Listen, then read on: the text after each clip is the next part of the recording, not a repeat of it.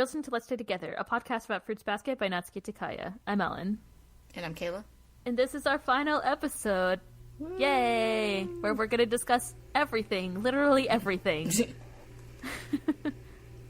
Like, also just about life and stuff. Yeah, I was going to say, so stay tuned for our quantum physics break. And our... I don't know anything about that. It's all you. I mean... String theory. Yeah, strings that's theory. It. Yeah, that's everything. Yes. Hi, Bowie. It's okay. The people want to know about you, so just be quiet for a little bit. We get to questions later. Question time is later. So we're gonna do a summary of the whole series, and then discuss characters, then discuss like themes, and then we have listener questions again, which is wonderful. I'm so excited to answer them again. Thank you all for writing in. We just got some like 2 minutes ago, so congrats to you for getting them in at the last minute. So the series as a whole. Toru Honda, a high schooler who was recently orphaned when her mother was killed in a car accident, was invited to live with the Soma family, a family burdened with a curse that causes members of the family to be possessed by spirits of the Chinese zodiac, and the cat, who, according to legend, was left out of the banquet that determined the order of the zodiac animals. This is partially lifted from our mid-series special, so I think that whole line was in there, but, listen, it's fine. You forgot that it was no ordinary family curse. Oh, how could I forget? They're cursed, but it's no ordinary family curse. The Junichi should remain in that form for an unspecified period of time and then transform back. Kyo-soma, possessed by the spirit of the zodiac, the cat of the zodiac story, has an additional form known as the cat's true form. This, and the bond from long ago, caused the cat to be treated as an outsider and confined alone on the estate. During a summer trip to the beach, Kyo and Yuki realize their true feelings for Toru, and Toru realizes that the curse binds the Junichi and keeps them from achieving their goals and resolves to break it. That is what we had covered at the kind of middle of the series. Also, so much stuff happened after the mid-series special. I kind of struggled with this summaries. Saki Hanajima and Yuriso Otani are Toru's best friends. Hana can understand the feelings of and manipulate others with Denpa. She struggled with this as a child, but being befriended by Toru and Uo in middle school seemed to have brought her some inner peace and enabled her to control her Denpa more. And Uo was in a gang when she was younger. Toru's mom, who was previously an elite gang member herself, known as the Red Butterfly, helped her leave her gang in high school. While working at her part-time job, Uo meets convenience store man, Kureno Soma. It seems to be an extremely controversial love at first sight, and fate happily brings them together again for a meal, but it turns out that Kureno is also a Soma, and one with a special connection to Aikido. So for a while at least, it seemed that their love couldn't be. The head of the family, Aikido Soma, was affected by the curse as well. Seen as the god of the zodiac legend, Aikido was able to manipulate the Junichi emotionally and abused them to keep them close. Aikido was told by her father, the former head of the family, who died young, that she was born to be loved by the Junichi, and her mother, Ren, however, said that all of this so-called love from the bond wasn't real. This twisted Aikido's perception of reality and her connections with others, leading her to abuse those of the Junichi whose feelings of attachment started to drift away from Aikido. She abused Yuki, whose parents left him at the main house as a child, Kisa after learning that Hiro was in love with her, Hattori after he asked for permission to marry his girlfriend Kana, and Rin, who Aikido pushed out a window after learning about her relationship with Haru and locked her in the isolated cat's room after she attempted to steal something of Aikido's for Ren. While Aikido attempted to keep the Junichi together, Toru, Rin, and Shigure tried to find ways to break the curse, separately at first, but eventually realizing they were all working toward the same goal. As members of the Zodiac one by one were freed from the curse, such as Kureno, Momiji, and Hiro, Aikido became more and more desperate to maintain their attachment. She made a bet with Ren that if the Zodiac had a taste of the outside world, they would never come back to Aikido. No. Aikido believed that they would come back, but Ren believed they never would come back. Let's clarify. Everybody knows what happened at this point. It's fine. This seemed to be the case, but a confrontation between Aikido and Toru, who Aikido saw as the source of the problem overall of the Junichi leaving, led to, eventually, to her being able to take on a world without the guarantee of conditional love, but with the guarantee of at least one friend in Toru Honda. Amongst other things, the Soma curse can be seen as a manifestation of the bonds of tradition that keep people from expressing their individuality, finding meaningful relationships and meaningful experiences on their own. The curse breaking enabled all of the affected characters to find their true selves in the end and move forward with their lives. Good summary? Yay! Very nice. It was much shorter than the other one. I started to write about everything that happened, and I was like, this is like too much. It's just so many things happened. It's like, for details, see the previous episode. Yeah, basically. Well, because basically up to the point, so if you listen to the mid-series special and I reread the summary that in my notes, it's like, and we met all these characters, and this is you know, what they're like and all the things that happened in their past. And now, at the beach, we've all decided to move forward. But then, like, the way that manifests in the rest of the series is, like, I mean, we're starting to see it now in the anime, but, like, so many things happen. They had, like, their parent-teacher conferences. Yuki joins the student council. We meet, like, 5 new characters or something, like 6 new characters in the second half of the series. And then, like, everybody's falling in love, which I didn't even talk about in here, but it's not really, like, technically essential to the main part of the story. I mean, it's something that motivates, like, Toru, but... Yeah. And, like, motivates Rin, I guess, and then Shigure and Akito, but, like, really, like, the main story of the curse breaking is that it's about Akito and the family, almost. All the other, like, things that we see. We're led slowly into the story by Takaya, by starting with, like, a girl who's on the outside of the family, and then the people who are affected, and then it builds up to, like, where it's Akito, and the whole second half of the story is all about Akito and the family. It's, like, barely about the Junichi and Toru. Mm-hmm. So they comes together at the end with Toru and Akito's confrontation, but really, like, the meat of the story is in the family, so it's very interesting. We get to go from the outside in. Mm-hmm. Anyway, that's what happened. Now you're all caught up, so you don't have to listen to the rest of the episodes. Yeah. If you're joining us for the first time, hi, welcome. Yeah. I want to talk about all the characters and go through them one by one. So we did this also in the mid-series special, but I want to, like, kind of look back at them and talk about how they changed going forward, or, like, some of them we hadn't even met yet, or just had barely met, like Rin and Kakeru and Manchi, who ended up being so influential later in the story. Mm-hmm. So, but I think we should start where it all starts, with Toru Honda. So, what we said about her in the mid-series special is that she was motivated to finish school, and basically what had started happening is that she was also motivated to break the curse because she had seen how it impacts the Junishi's lives, right? Mm-hmm.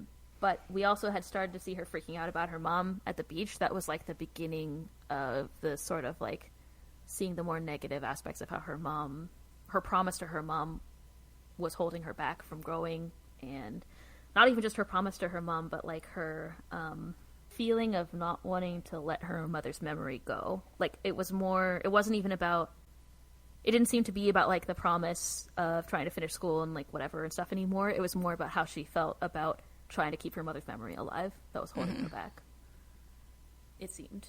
Mm-hmm. And then what we see her doing in the second half of the story is being more involved in trying to, like, meddle in things and trying to get information about the curse. That's how she ends up getting closer to Rin. But then, like, at the end we also see her, so she was motivated to do that, but then she realizes during the confrontation with Akito that wasn't necessarily, like, even though she felt like it was right, it was still something that was hurting Akito. So I feel like that's kind of almost like a revelation in the story. Yeah. That, like, even though we feel like we're all led through this story where the curse is bad and Akito's bad, and even though we can sympathize with Akito, it's, like, almost up to that point, it's all seen as being a bad thing, which it is, like, I guess, but Toru realizes that her motivation was hurtful to Akito as well, even though it was maybe in the vein of trying to help other people. Yeah, it's like the thing she says, where, like, she says, like, it doesn't matter if it was, like, right or wrong, it was still hurting you also, like, which is a very Toru thing to take note of. It's true. Mm-hmm. She also admits later, so she says at first that she wants to help all the Junichi, but then it sort of becomes more about her relationship with Kyo. She starts to slowly admit to herself about her feelings toward Kyo. Mm-hmm. These things are all kind of, like, jumbled up together. Actually, we just saw in the anime that's, like, her mom, she had that memory of, like, her mom leaving her, like, when her dad died, and then her mom dying, and then Kyo at the same time. And, like, those things all kind of seem to get jumbled together. And so not wanting to be left alone, like, not wanting to be away from someone that she clearly cares about, she's falling in love with Kyo at that point, becomes, like, her primary motivator for, like, freeing the Junichi, I guess, and she eventually admits to that herself. Mm-hmm. Like, there's a benefit to everybody else, but it's about her not wanting to be abandoned, right? Yeah. Her feelings of abandonment motivate her through the second half of the story, I think. Mm-hmm. They seem to get resolved. There's the implication at the end of the story, too, where, like, she has the photo. Last time we talked about how she had the photo of, like, her parents together with her as a kid, like, in the future. So maybe not quite at the end of the story, but it seems like in the end she was able to move past that. Yeah, I think it was getting resolved at the end, too, because, like, her whole, like, thing where, like, when she thinks she's been rejected by Kyo, her whole thing is where she's like, I'm gonna, like, smile for him and it'll be okay. Like, she's obviously, like, working through it at that point. She's not quite at the point where she is okay, but that's because it just happened. Yes. But she's obviously at the point where she's just like, no, I can move past this. It'll be okay. Mm-hmm. Yeah, that's true. It's a good point. Yeah, and she was able to kind of accept and let go of the, her, like, clinging to her mom's memory before that, because that was, like, what made her able to, like, admit her feelings for Kyo. Mm-hmm. And to him. She was, like, yeah, because she was, like, panicking about, like, her mom, like, not being the most important, like, memory in her life anymore. Yeah, there's the scene, like, after her fight with Kagura, where Kyo picks her up, and she sees her mom, kind of like the ghosty image of her mom in the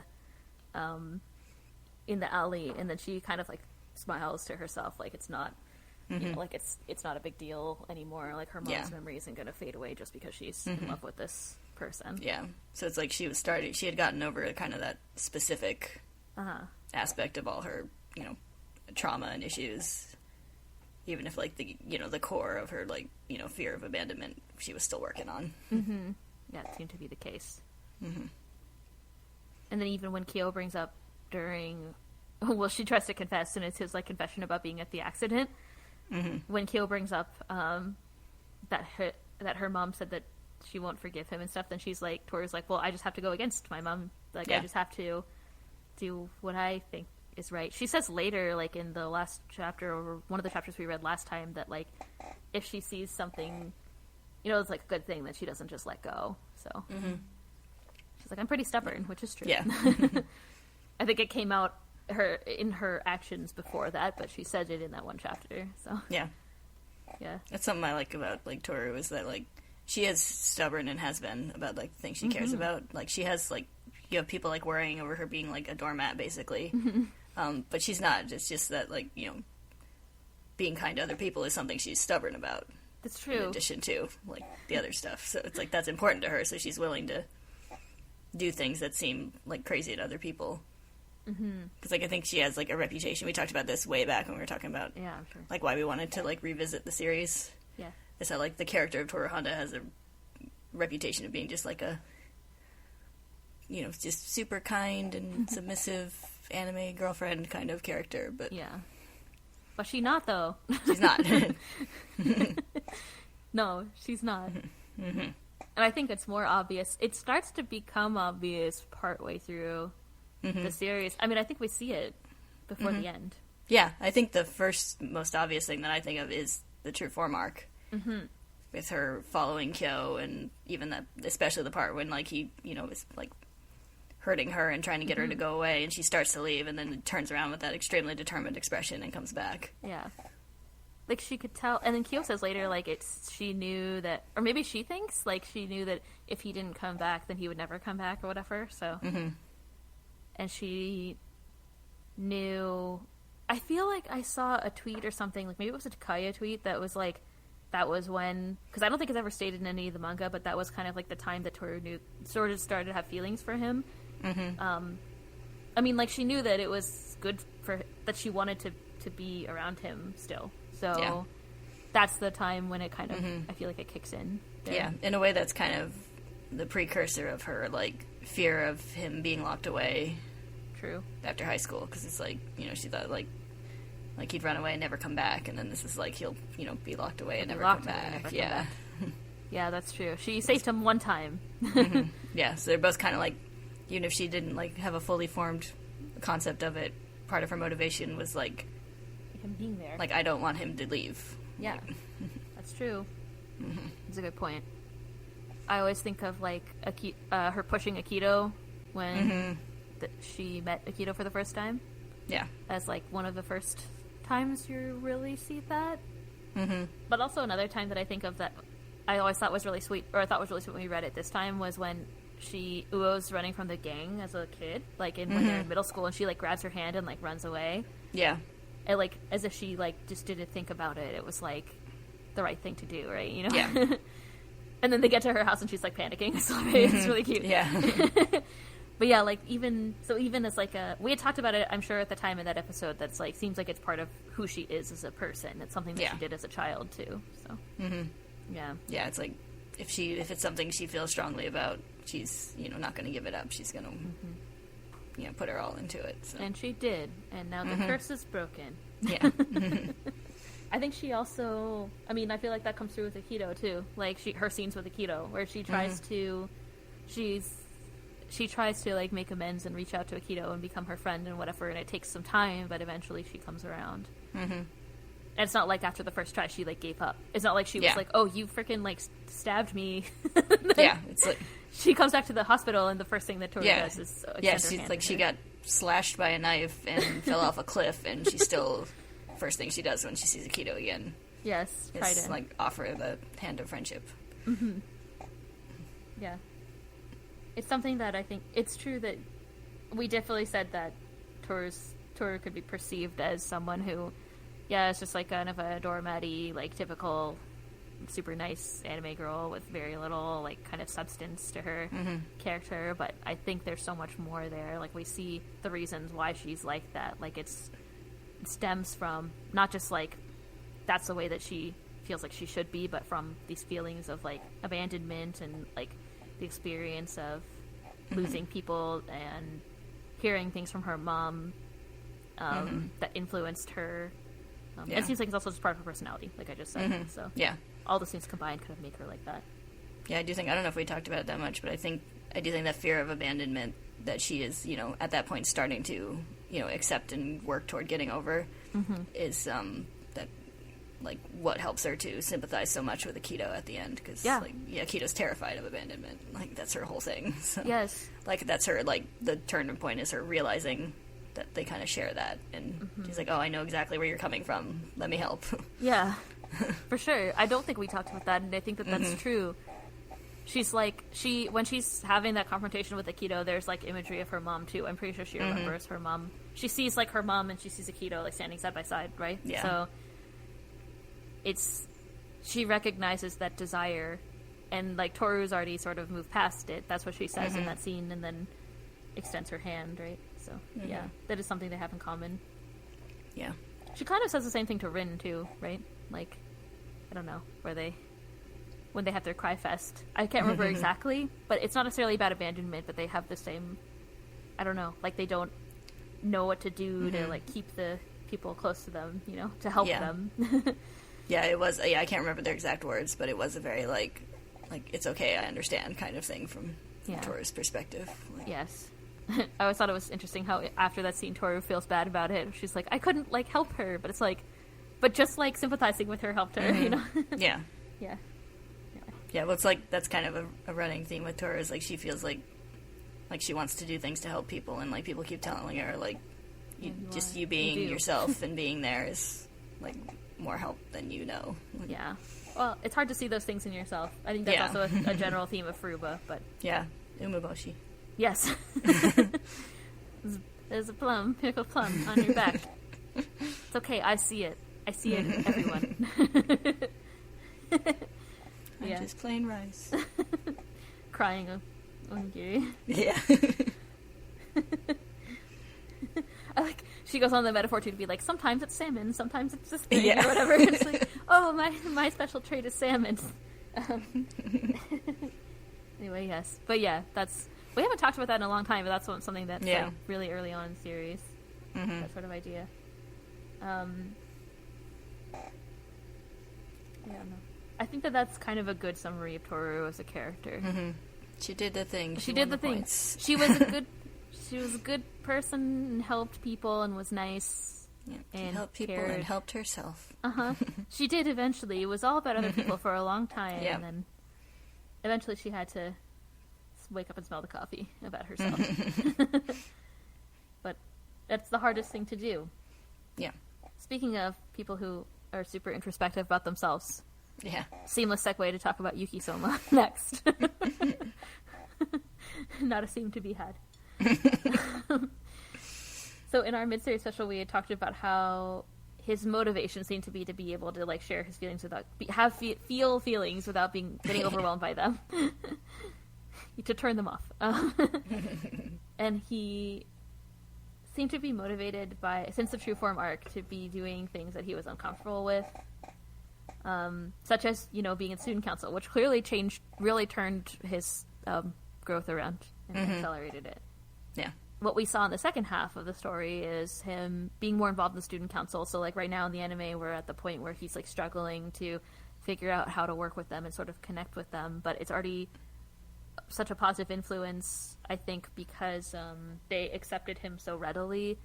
He's, like, so worried about that. And I think that's something that we talked about when we talked about the anime episode that covered, that we didn't really talk about when we read the manga, was that aspect of it, how they just kind of, like, readily accept that that they're all going to work together and that he's, like, part of the group and it's not a big deal, and he's just like, okay, like, he hasn't really had that, right? Yeah. So we just talked about the anime episode where they have the parent-teacher conferences, and, like, there's that symbolic, like, moment of now coming and grabbing him and him saying goodbye to Toru. It's, like, supposed to be him kind of, like, leaving the nest. Yeah, because I think we talked about it, like, at some point, but, like, for sure. It feels like he needed Toru to, like, get him started. Like, without someone like Toru, he wouldn't have been able to get to the point where he could join the student council. He literally says that himself in the last chapter, too. Yeah, but, like, and then, like, but, like, at that point, he'd kind of, like, Toru had helped him as much as, she could, and so he needed to experience new things on his own, which is what he's trying to do, so, yeah. Yeah. But she was still supportive throughout, so. Yep. The other thing that happens in the back half of the story, of course, is that Yuki finds Machi, and Yuki's able to connect with her. You're going to say Yuki becomes an asshole. Oh, yeah, no, that's very important. Sorry, you're right. That's the most important thing that we should talk about. He does become an asshole, and he's great. He finds his inner asshole. Yes. His Yuki's true form. Yes. It is good. But he finds Machi, and he's able to help her too. His, like, experience is something he's able to connect with her. And she says as such herself later. When they have their little mini confession. That's before the later one. Yeah, and like, part of Yuki's, like, issues kind of around the midpoint is that, like, he feels like he does nothing but take from people.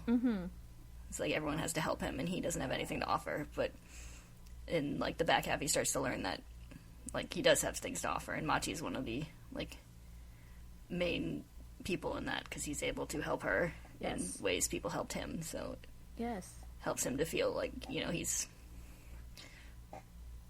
interacting with people in a more equal way. Yes. He also is able to help, like, Kakeru. Kakeru looks up to him as someone who understands other people. Yeah. And so, like, Kakeru is a person of action, I guess. And, like, Yuki is more introspective, so they kind of balance each other out, right? Like, Kakeru is kind of like, why don't you just, like, do this thing or whatever, and Yuki's like, are you dumb? Like, it's kind of like their whole relationship. Like, I think it's nice. Yuki, so he's able to give back not just to Machi in a way that we see, like, very overtly, but also, like, Kakeru treats him, like, as someone who has a lot of, like, empathy and knowledge, right? And that's something that other people didn't really see before. Like, basically, the people who interacted with him were just like, you're just, like, you're special just because, like, Akito likes you, and, like, everybody else hates you because Akito, you're the favorite, and stuff like that. And Kyo was like, I just hate you for everything, and, like, like, despite being someone who seems to be extremely capable and loved in a specific way, there's this undercurrent that everybody, like, secretly hates him and secretly, doesn't, like, he has the whole time where he, like, runs away and he's, like, gonna try to, like, basically die, I guess. Like, and he's kind of on his last, at his wit's end, and then ends up helping Toru, and that's something that helped him, have hope for the future. But he just thinks, like, if everybody hates me, then why am I here? Like, I might as well just not be here. So. Yeah.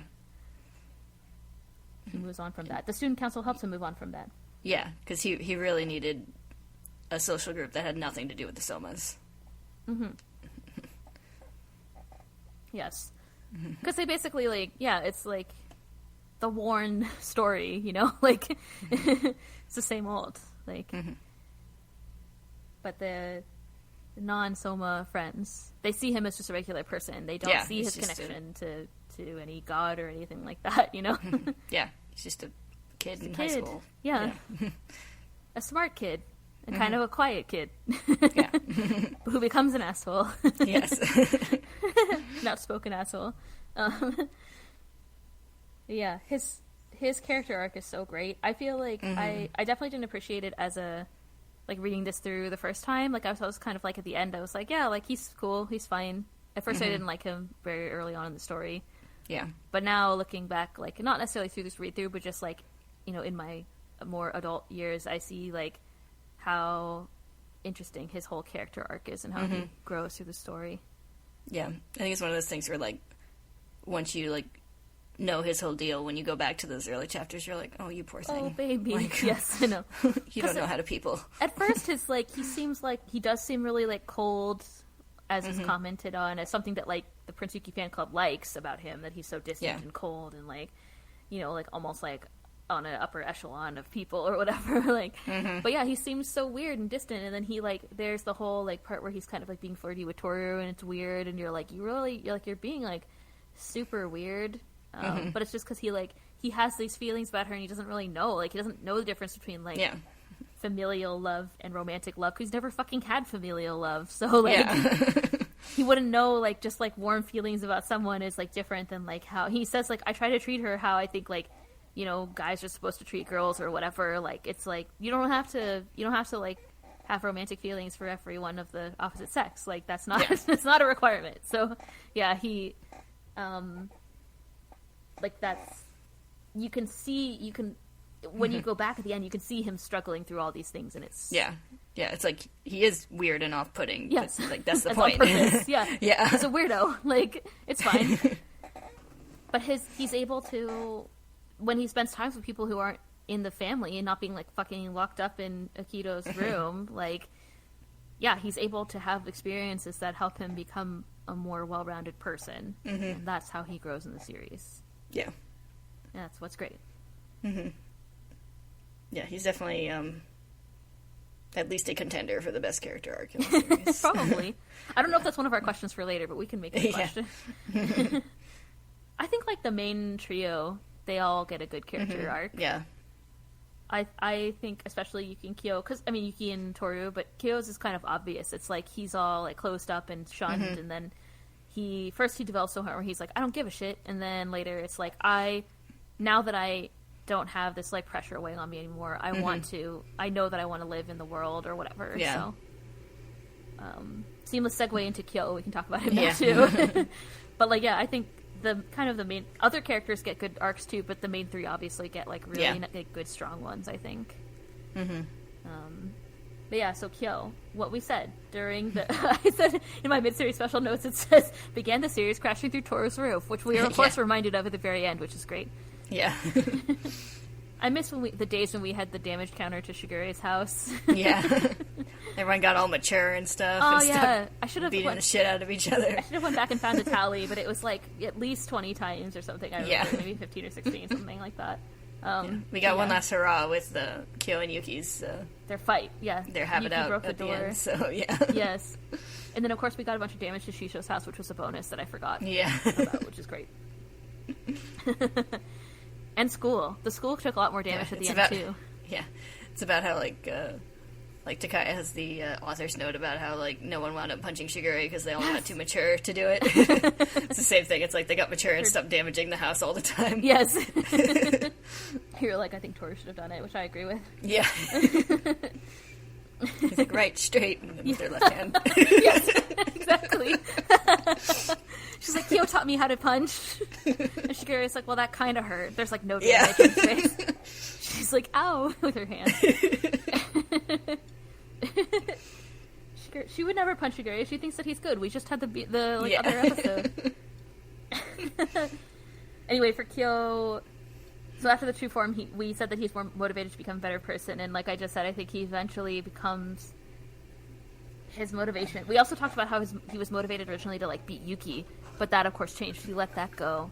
But then still at the end in their fight, he's still envious of Yuki. Or jealous, I guess. Jealous of Yuki. Envious of Yuki. I always think that I'm wrong, but I'm almost always right, because I've trained myself to say envious instead of jealous. That's what people mean 90% of the time. I remember it by remembering the phrase jealously guarded. Okay. Something that you have. Something that someone has. Something you have. Something that you have that someone else might take away from you. Mm-hmm. Hiro's always the one who's jealous of his Kisa's relationship with Toru. Yeah. Mm-hmm. But everybody else is usually envious of everybody else. Like, that's kind of how it is. Yeah. Anyway, he's envious of what Yuki has, and so like they still end up having like a big fight at the end. But then they're kind of like they have their like I wanted to be you and I wanted to be you moment, which really defines like the conflict they've had since they were children. Like, it's not stated explicitly in the series, but it's like they had their moment where Yuki wanted to be friends with him, and Kyo's like, I hate you because he says to Kyoko like, oh, he's a bad guy, he's a jerk, and he has all this stuff, and like he has parents, everybody loves him and stuff, which isn't true. Was never true. And then Yuki is kind of like Yuki's jealous of Kyo for being able to be so free with his feelings and being able to connect with people. He feels like he can't do that. So they both grow in the end, but yep. I'm just really confused because this note says change for motivation. It says Yuki's garden in here, which is really weird. That's really weird. Just like it's funny. I think I just copied it wrong. He was really envious of the garden. Yuki's garden should have come back at the end. He's like, I want strawberries. He was probably just too busy with like student council stuff to like plant his he wants strawberries. Yeah. To plant his garden again. Halfway through the season, he's like, oh fuck. My plants are dead. I do love how he was briefly like trying to help the gardening club. I thought that was cute in the student council stuff. That was also just recently reprised in the anime. So yeah. But yeah. Anyway, Kyo. So they have their fight, and then Kyo gets his shit together eventually. I love how we also just had the parent-teacher conferences in like in the anime, and Kasuma was like, I want to hear from you what your thing is, and then we just got the scene like a couple chapters ago where he's like he told Kasuma that it's like in the background where there's some narration and stuff on top, and he told Kasuma that he wanted to take over the dojo and stuff. It's just really cute now that like to see that again. Yeah.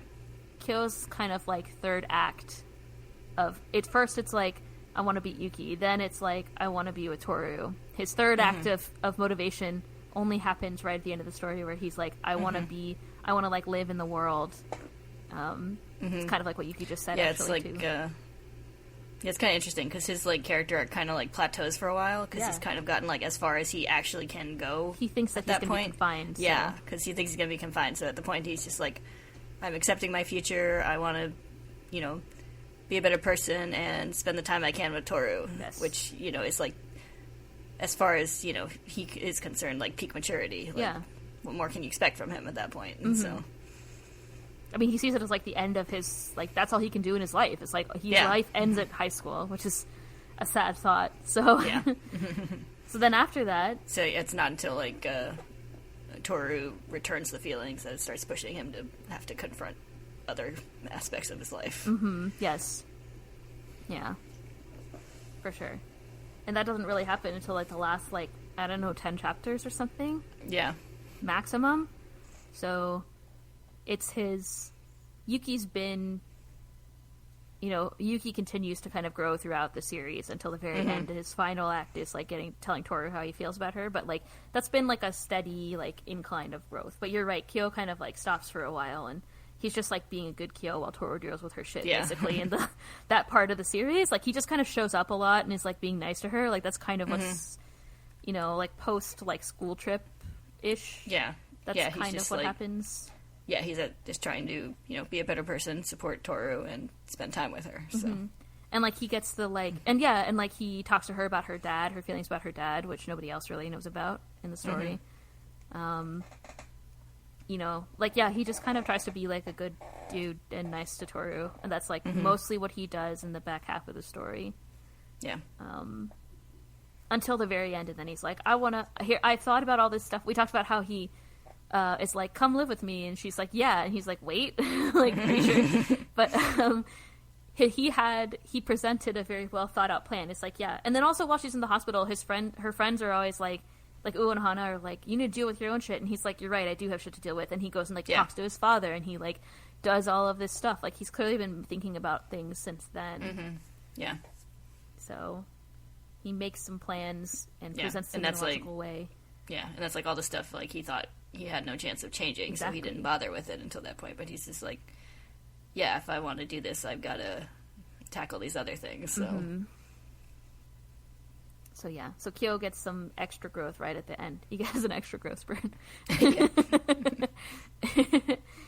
But yeah, it's nice as a overall character. I think he does also, he gets a big change from the beginning, and it's nice to see. We talked about how Kyo and Toru accept each other's, like, the things that they think are the worst things about themselves, and we get to see that in this story too.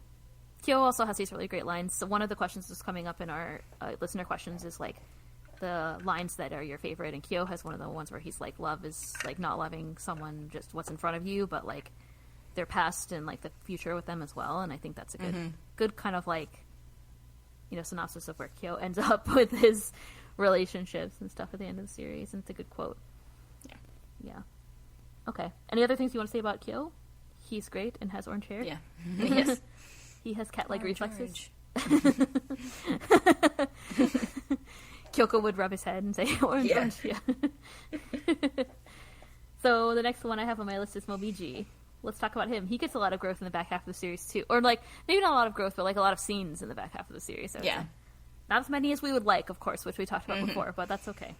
Yeah. His stuff is more, like, he starts off fairly mature. Yes. So it's more like revelations of his inner thoughts rather than, like, growth. Yeah, he doesn't really change very much. Like, the main change is, like, he clearly has feelings for Toru, and then he gets jilted later. And also, he's one of the first people who the curse breaks for, so... Yeah. That's probably, like, a major... I guess it's kind of an outside influence. It's not, like, his personal growth, but it changes how he perceives things a lot, I think. Yeah. That happens much later in the series. Yeah, it kind of gives him, like, a smaller version of the, like... of, like, Kyo's whole, like... oh, my future is a little different than I thought it was. I should work on that kind of thing. Yeah, it's true. Because his goal, of course, was to become a violinist and, like, I don't know, I don't know if it's explicit, but he seems to want to, like, be able to connect with Momo and stuff like that, too. Like, he seems to have these goals. Yeah, because, like, the way he phrases his, like, goal is that he wants to, like, have a concert and invite his family. Right, yes. So. And so, like, then toward the end of the series, then once his, when the curse breaks for him, he goes, there's the scene with his mom where it's almost like, we interpreted as him kind of, like, saying goodbye and, like, he's moving on from that part of his life. It seems like he jokes at the end when he's talking to Haruman that he's gonna, like, find, like, the best girlfriend and then bring her back and show her off and stuff like that. Like, he seems to have a goal of, like, trying to go and, like, basically, like, create the, like, family that he can't really have and have the support that he doesn't have, which is depressing in and of itself, but... Yeah. Yeah, another kind of, like, just needs to get out of the Soma circle. And he's one of the first, like, I mean, he says to Akito directly, like, yeah, I don't know about this, you know? Yeah. So, yeah, for sure. If he can get out of the family, then it seems like he has an opportunity to have a great life ahead of him. So. Yeah. Next up, I have Kisa, if you don't have anything to say about Momiji, which I don't think we do. So Kisa and Hiro changes a little bit in later story, but Kisa particularly kind of has a, like, basically a little teeny tiny arc in the story. Like, she comes back a lot, but not her. She as a character doesn't really change very much. So her goals seem to be more courageous and be around other people. There's actually a couple little moments now that I'm thinking about it where she's, like, with Kyo, like when she's like, oh, he said hi to me and stuff like that. And yeah. Those are really cute. They're really cute, and I think that that's, like, supposed to be representing that, where she's kind of scared of... I think she's shy around everybody, but she's particularly afraid of Kyo for some reason, so... Yeah, because, like in the early stuff, where she's, like, scared or whatever, he would be like, stop intimidating Kisa. He's like, I'm not doing anything. Yeah. But then when they come to visit Toru, like, unexpectedly or whatever, and he finds them, and he's like, what are you doing? And she's like, hi, and he's like, hi? Like... But, and then when he leaves, he says to Hiro, like, oh, he said hi to me or whatever. And it's like, it clearly means a lot to her. And I think it was hard for her to do that. So, yeah. Yeah. So a little it also seems like she's, like, targeting, like, Kyo for that because she knows he's important to Toru. Yeah, that's true. So she's like, I want to be friends with this person who Toru is close to. Everyone can see their relationship. Yeah. And they're okay with that, as Yuki said. Yeah. Yes. Yeah, it's nice. And then, of course, when, like, Hiro's curse breaks, she also has this scene where she's like, oh, but, like, you don't, like, just hate me for being cursed or whatever. And he's like, fuck no, you know, like... Yeah. And I love how they have... It seems like she spends time a lot with Hiro and his little sister and stuff. Like, it's really cute. Yeah. And she, like, there's a scene where they're walking and she bought Hinata a CD and whatever. It's, like, real cute. So... Yeah. Just continues to be, like, around. The other time I always remember is when she gives Kyo the handkerchief when he, like, barfs after talking to his dad. And I don't know, like, it's supposed to be a prominent scene. It makes him think of Toru, but it's just funny because it's nice. It's very sweet. Yeah. It is a thing that Toru would do. Something that it's a thing Kisa would do. Yeah. So... Yeah, and even in that, like, she's much less nervous, like, offering the handkerchief than she was saying hi that first time a while ago. Yeah, it seems like she just doesn't really think about it. Like, Hiro's sassing him, and she's, like, already digging around in her bag, you know? Like, it's something, you know... She's also a character, like, not unlike Yuki, which he said during that, like, initial arc with her, that she's, like, kind of more, like, introspective and empathetic, just like Yuki, I think, so... Yeah. Get the same thing. Well, Yuki wouldn't give him a handkerchief. I mean, because he's an asshole. Well, he might, but he'd, like, throw it at his face. Be like, clean your shit up. He's like, and I don't want that back. Yeah. Burn that when you're done. Bye. Bye. You feel better now? He would say. Yeah. Also not unlike Hiro. I think there's a bunch of scenes with, like, Hiro and Yuki where they kind of, like, say the same things, which is really funny. It's like when Haru was like, well, this table will burn nicely for barbecue, and they're like, what? That was a good time. Speaking of Hiro, we can talk about him in more detail now, too. So his goal, of course, that was set earlier on was to become a more empathetic person, because he did things in a way that impacted Kisa, like when he told told Akito about his feelings for her without thinking about how that would impact her. But I mean, whatever, he didn't know because he's a tiny child. Yeah, I think that was more like he felt guilty about that, but he didn't realize that him pulling away because he felt guilty would have such an impact on Kisa. Yeah, that's true.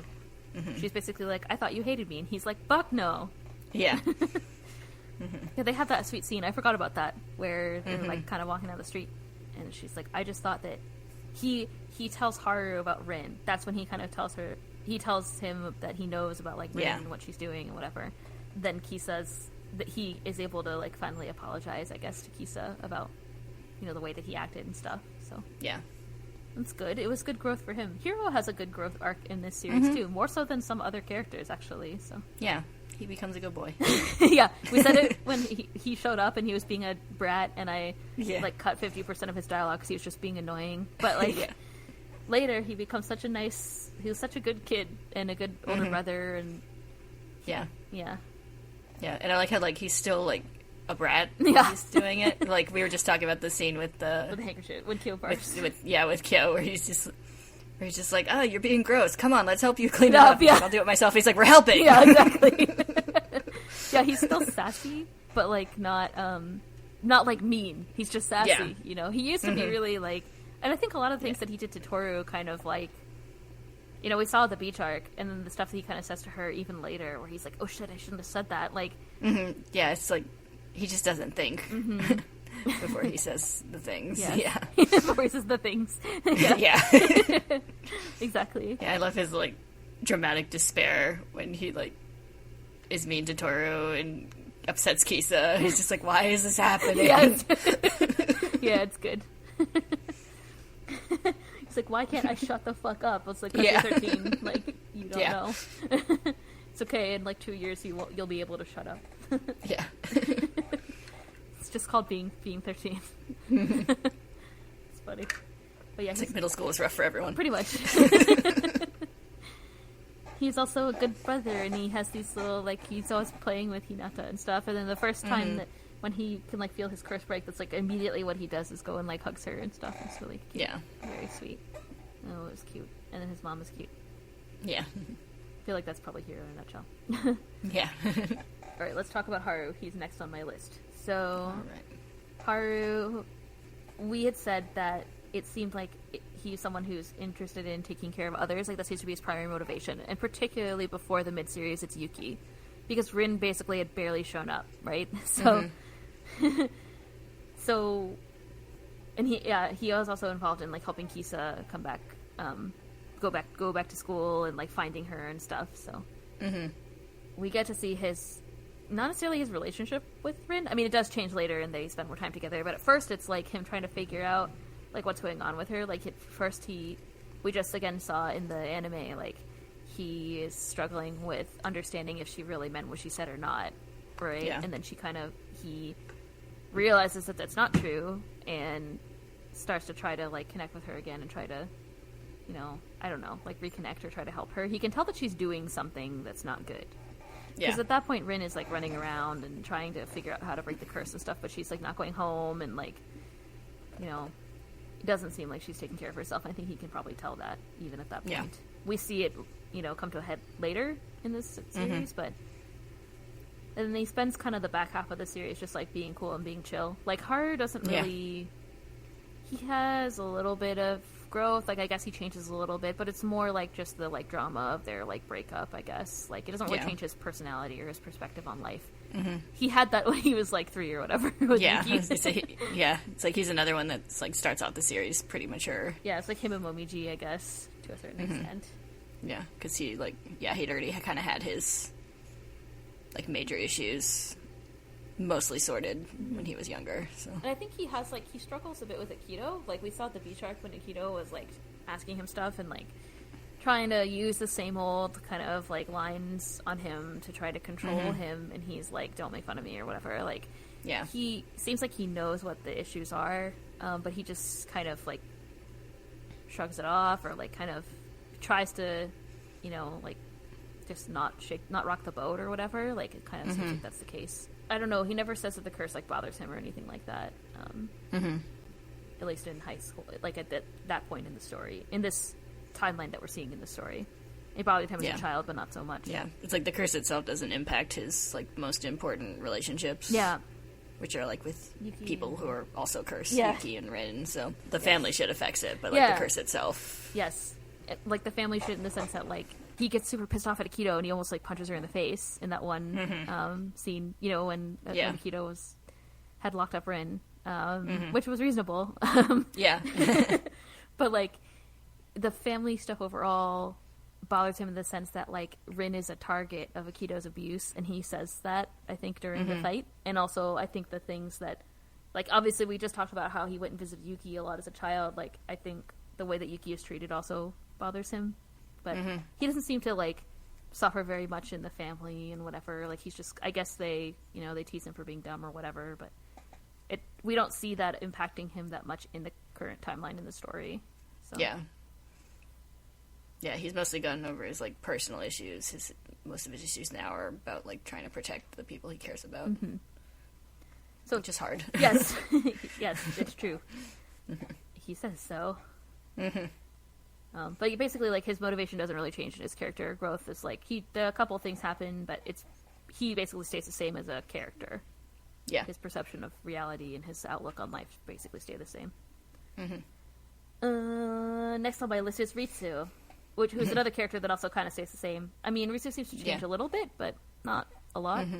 Yeah, it's like he was, like, mostly a one-off. He comes back a couple of times briefly, but, like, his character growth was mostly in his intro chapters. Yeah, basically. And I feel like his character arc, if you call it that, is kind of unresolved. Like, he's pretty much in the same place, still trying to change, but he does have the relationship with Mitsuru, so... Shrug. Yeah. It's sad. I wish there was more with him, but, you know, whatever. Yeah, there's a lot of characters. They can't all get yes. chapters and chapters of choose to start with 13 plus God characters plus other side characters. It's a little hard to fit all of them in. There's like 20 main characters in this story. So, so Ritsu gets a little shoved to the side, but that's okay. Yep, he seems to be, you know, working at being more confident. Yeah, so. Seems like.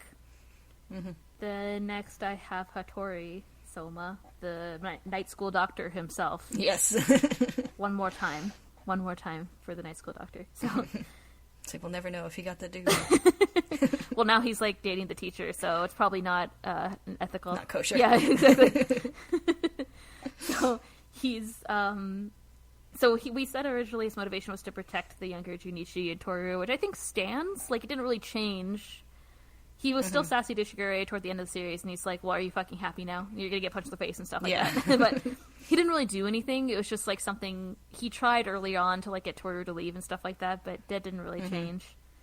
He's just kind of there being nice later in the story. Yeah, it feels like he was kind of like, for the like first half of the story, he was mostly like, can we not rock the boat, please? Yes, yeah. And then the latter half, he's like, okay, maybe things should change, so I'll let Shigure do his Shigure stuff. You're like, Shigure, I'm fine with you rocking the boat. Just don't come crying to me when someone punches you in the face, basically. Yeah. My note says he patted Toru on the shoulder, because we're talking about how he's nice.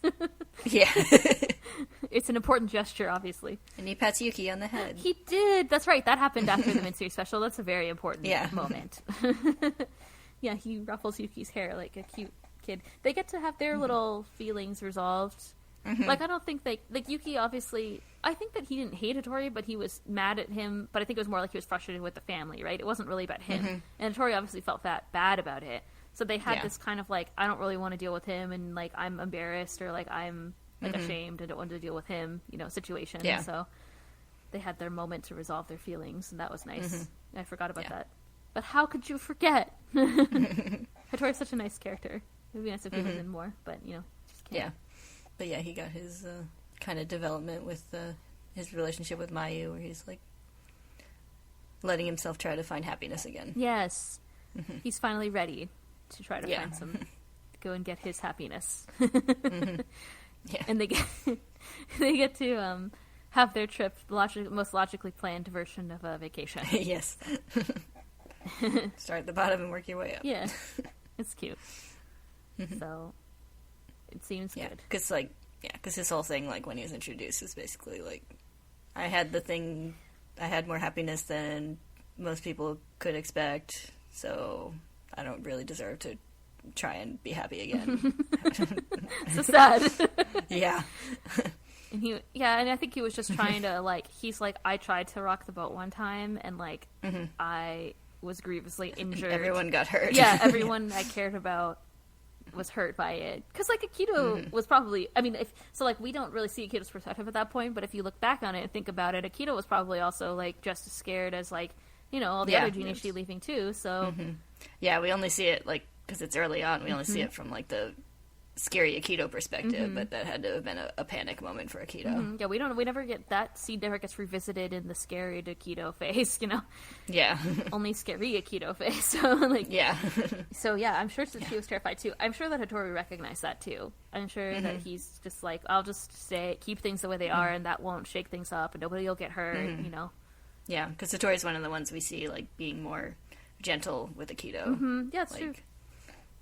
He picked her up when she was crying. And it's one of those examples where you see the Junichi kind of like remembering Akito like a child, only treating Akito like a child. Yeah. That's the way that he treats her. But yeah, he's still there he tried to scare Toru away. He tried to not shake the boat back then, or rock the boat. Yeah. Shake your trees and catch some bees. You don't shake the boat, baby. It doesn't seem to grow that much, but he's still there, and he's nice at the end, basically. He's still there to sass Shigure, which is important. Somebody has to do it. Yeah. Okay. Shall we talk about Ayame? He's next. So, in my list, at least. So, Ayame, we said during the mid-series special that his goal was to develop a better relationship with Yuki and make up for his shitty behavior in his youth. Which is still true. And we finally got the scene with the girl that he was mean to in high school. Kind of like via Yuki, but yeah. So that finally happened after the mid-series. We had been talking about it for a long time before that. It's implied for a long time, or like spoiled. It has like hints at it for a long time in the series. Yeah. Like the thing about Ayame is that for all of the like shitty behavior that he had in his youth, he basically was forgiven. Yuki forgave him and gave him another chance, and then the girl from high school was like, "Oh yeah, that was a weird thing that happened, but it's okay. Like, whatever, and she has she moved on from it. So all the things that Ayame felt deeply, affected by in his youth, he was his two youths. His youth. He was forgiven for, right? So he was kind of absolved of his past mistakes, which I think lifted a weight off of his chest. Yeah, it's something like he was working toward. Like, it's like the parent-teacher conferences happened after the mid-series break, I think. So that was a big moment for him. Yes. And then, like, the moment where he kind of, like sort of realizes that he's forgiven is during that scene where Yuki, like, ran into the girl, and he tells the story, because at the end, he's like, I don't have to apologize to you, and he's like, for what? Being insane? Yeah. Yeah, exactly. Yeah. Yeah, you're right. And then he also, I think later, well, it's definitely after the mid-series, but we saw his full, like, confession to Mine, too, so he also had the experience of, like, being the one whose feelings were on the line. Yeah. Later on that we saw, so that also helped him grow, I guess. I think it's, like, before the series starts, or, like, sometime around the series starts, but we see the flashback then, so. Yeah. Yeah, we kind of get, like, he's mostly in the same place, because he's, just trying to be better, and is getting better at trying to be better. Yeah. But we kind of get more context for, like, his motivations. Yeah, it's almost like his character arc kind of began before the series, too, just like Momiji and Hataru. Like, yeah. The thing about him is, like, we see... It's, like, phase 2 when the series starts, and he's, like, trying to... Like, his feelings for Mine help him realize all the shit that he did that was shitty before, right? And then what we see is him trying to, like, be better. So it's almost like... It's, like, the second half of his growth, I guess. Yeah. Like, it's his phase 2. Or his act 2, like, as I said. Yeah. About Kyo. Like, Ayame is Ayame and doesn't really change in that perspective, but he gets better at, like, having an egalitarian exchange with Yuki rather than just, like, bowling him over with his affections. Yes. So. And Yuki also learns how to, like, accept him and handle him and just, like, accepts that he's just gonna, like, be that way. And that also helps him be more comfortable, I think, when he's, like, dealing with Ayame, too. Like, he kind of learns how to... Yuki learned how to deal with other people, and Ayame learns how to deal with other people. It's a little bit different for both of them, but... Yeah, and it's something that, like, Ayame says himself, is the, like, you have qualities that I admire, and I have qualities that, like, you don't have, like, that kind of thing. Yes. Okay, Ayame. Let's talk about Shigure, my favorite. So... In the mid-series special, we said his motivation was who the fuck knows, but I think we know now, like, his... I mean, I think we just couldn't talk about it very much because it had been talked about, but, like, we couldn't really say without spoiling at that point that his motivation was to rekindle, I guess, his relationship with Akito. So he had an individual sort of relationship that was different than the other Junichi with Akito, and at some point, it was around when, like, Hattori and Kana were dating, which is like a couple years before the story starts or something. I forget exactly what the timeline is, but it's before the story starts, because that's when he was dating Maiko, right? So he, at some point in the past, they, like, something happened where Akito and Shigure were not an item anymore. Like, I guess, is it when Akito slept with Kureno? The timeline isn't super clear. Yeah. Yeah, it seems to be that, like, Akito slept with Kureno, and then Shigure slept with Ren. Yes. And then Akito kicked him out of the main house. Yes. And he's like, okay. You're like, fine. Bye. And she's like, wait, but then he still has feelings for her, so it becomes a whole complicated mess, yes? Yeah. And then, so we had said in the mid-series special, he's made allusions to having a goal and is willing to do questionable things to do it, so he's basically willing to do whatever it takes to, like, get Akito back to... It's like, not get Akito back, but, like, have a singular relationship with Akito, where there aren't other people that are competing for affection from her. It's like he wants to, like, kind of get Akito, like, past this, like, desperately clinging to the Zodiac thing. Which could be, like, I think you can have varying interpretations on, like, how selfish that motivation is. Because I think you could interpret that he, like... is doing it because it's good for Akito. Yes. And also for everyone else. That's what people try to convince me, yes. And could also say that it's like, he just, completely wants Akito to himself. Yeah. And I think it's a little of both. It is. I think the like, the scenes we get later on where, like, he seems so frustrated with Akito's, like, behavior does make it seem like he wants her to grow as a person and get past all this. So it's not just totally, like, he wants her to himself. It's that he wants her to be better. Yeah.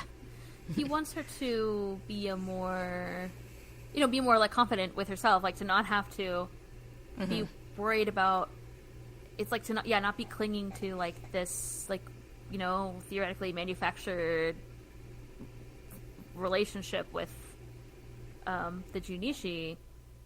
He wants her to, I guess, feel like, that he has, like, theoretically genuine affection for her. She doesn't need, like, as a person, not as God. Yeah. So you have all these people who are, like, fawning all over her and can't go against anything that she says, and Shigure is like, well, like, I have to be the one who's like, no, so that maybe you start to realize that this is, like, fake or whatever, I guess. Like, I don't know, but... Yeah. Or at least unhealthy. Yeah, for sure. Fake. Yeah. yeah, of course. Sleeping with, like... But it's like, yeah, so Kureno... doing all these things to try to keep... It's like Akito thinks that she should have everyone's love unconditionally, but then yet is so scared that they won't love her that then she turns to things like abuse and, like, sleeping with people to try to, like, keep that affection when it seems like it's changing. Yeah. So Shigure is like, okay, you want to kick me out, I'm not just gonna, like, hang out while you do all this other shit. So yeah. He definitely wants her to change, and I think he thinks, like, breaking the curse, like, having the curse be broken is a way of doing that, because then she won't have that, like, the pressure of, like, needing to keep that relationship. I wonder if Shigure knows about the bet that Akito made with Ren. I don't know if anybody knows that from them. Because I think one of the reasons Akito was so stubborn about letting them go, especially toward the end, was because of the bet. She wanted to prove that Ren was wrong. Yeah. Right? It seems like Shigure doesn't know about that. There's never any mention of that in the series. I think he just knows that she hates Ren. Feels like, that's why he slept with her. He knows. Yeah, it's like he knows there's serious antagonism there, which is like why he specifically slept with Ren rather than someone else to make his point. Yeah. But yeah, I don't even know if he knows the depth of the the hate there. Yeah, I don't know. I wouldn't know if Akito would tell him that. It doesn't seem like their relationship is like that, but, like, I don't know. Not at that point, anyway. No. But it also seems... But, like, they've known each other since they were children, so, like, maybe she said something before. Like, I don't know. Yeah, it feels like that happens... The bet happens after Shigure leaves the main house, though. Yeah, because she's like, oh, hey, because even Shigure left you, and Akito is like, fuck you. Yeah. Yeah, so he probably doesn't know that because, like, I don't think Akito would be telling him anything like that at that time. Yeah. And... No, like, Ren might, but he doesn't spend that much time around Ren. That's right. So it probably was, like, right before the series or, like, right after it starts. I was going to say, like, the clothes that Akito is wearing reminds me of something that Akito wears during the story. So it seems like it happened maybe during the story, during the time of the story, but definitely, like, probably toward the beginning or whatever. Yeah, it seems like it happens not that long before Shigure comes to ask about Toru staying. Yeah. Like, the way it's framed in the story, because, like, they showed the bed, and then, like, Shigure's like, oh, I want to ask you about these people staying with me, and you see Akito, like, smirk. Akito's like, yeah, no problemo. Yeah, that's right. Yeah, so it seems like that probably doesn't happen very long before that. Right. Yeah, Akito, it's, like, perfect opportunity to prove Ren wrong, which doesn't go the way that she planned, but, whatever. No. Well, none of this goes the way that anybody planned. I feel like that's So, yeah, I don't know. All in all, with Shigure, his arc, I guess, is kind of... Like, he sums up his arc as saying he's learned to compromise. A little. A little, yes. Yeah. I mean, I think he's just kind of like, well, the things happened. It didn't go the way that I wanted, but, like, I have what I want. And, like, Akito is changing, and, like, the family's changing for the better. Like, probably this is for the best. Yeah, I do think we see him being a little more, like, maybe I shouldn't be doing this, like, toward the end. Like, becoming a little more hands-off with his, like, manipulations. Yeah. Like, he doesn't visit Akito very much toward the end of the series.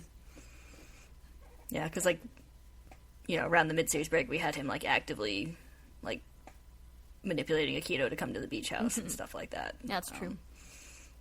I think he starts feeling a little more guilty over some of the results of stuff he's done, and so starts like kind of stepping a little back on that, which I think he phrases as learning to compromise. Yeah, he also like we see that scene of him with Akito. I think it's right before Haru comes too. Isn't it? There's like a scene where he visits Akito and then he goes in the hallway. It is actually, it's when Haru. No. Is it when Haru? No. It's Kureno who comes in. Never mind. Sorry, I got it. I was like, it's one of the older people, but I think it's around that time. And Shigure has his fight with Akito and he's sassy, and then he goes in the hall and he just kind of is just like looks super like done with it. We talked about that. Yeah. I think like that's one of the last times probably that we see them together before like she comes to the house, before she comes to Shigure's house. So yeah, he does stop kind of doing things so directly later in the series. You're right. It's a good point. But it's too late. The wheel's already in motion, right? Yeah. It's okay. He did get what he wanted in the end, I guess. Yeah. In theory. I don't know. I don't know what about this is a compromise. He's with Akito. Like, I don't know. I think it's more that he's just like I'll take what I can get at that point, rather than like being like actively like I'm going to try and get this exactly how I want it. Like, yeah, I guess. Because even that like Hattori directly asked him like if things turned out the way he wanted, and he's like kinda. Yeah. But I just wonder in what way is it a kinda? Like he got the curse is broken. He's with Akito. Yeah. I guess like maybe Akito's kind of a different person. Like Akito's. Yeah, I think it's like he got his end goal, but it didn't happen the way he wanted. Expected it to. Yeah. So it got a little messier than he maybe planned. I feel like he wanted to have like more of a hand in changing things too, and it really wasn't him that did anything. I guess I don't know. Like basically all he did was make Akito really mad. Like I don't know that what he did. I mean, he brought Toru into the situation. He like did stir things up and try to encourage people to like like Yuki and Kyo to, for example, like make new connections, and he seemed to have an idea of how that would change the curse. Like he had a hunch about that. Yeah, and that definitely seemed to work. But maybe he wanted in to his little like a little bit. Yeah, in his little like sort of collaboration with Rin. Yeah, I don't know if I would call it that, but yeah, I love the moment where like Shigure and Rin and Toru all realize they're all doing the same thing. Yeah. Yeah, I think Shigure's reaction in that scene is funny. Yes. I think that's kind of one of the like moments where he's like, things are not as in control as I thought. Uh-oh. Like, yeah. It's like, wait, you like Kyo? It's like, shit, that wasn't part of the plan.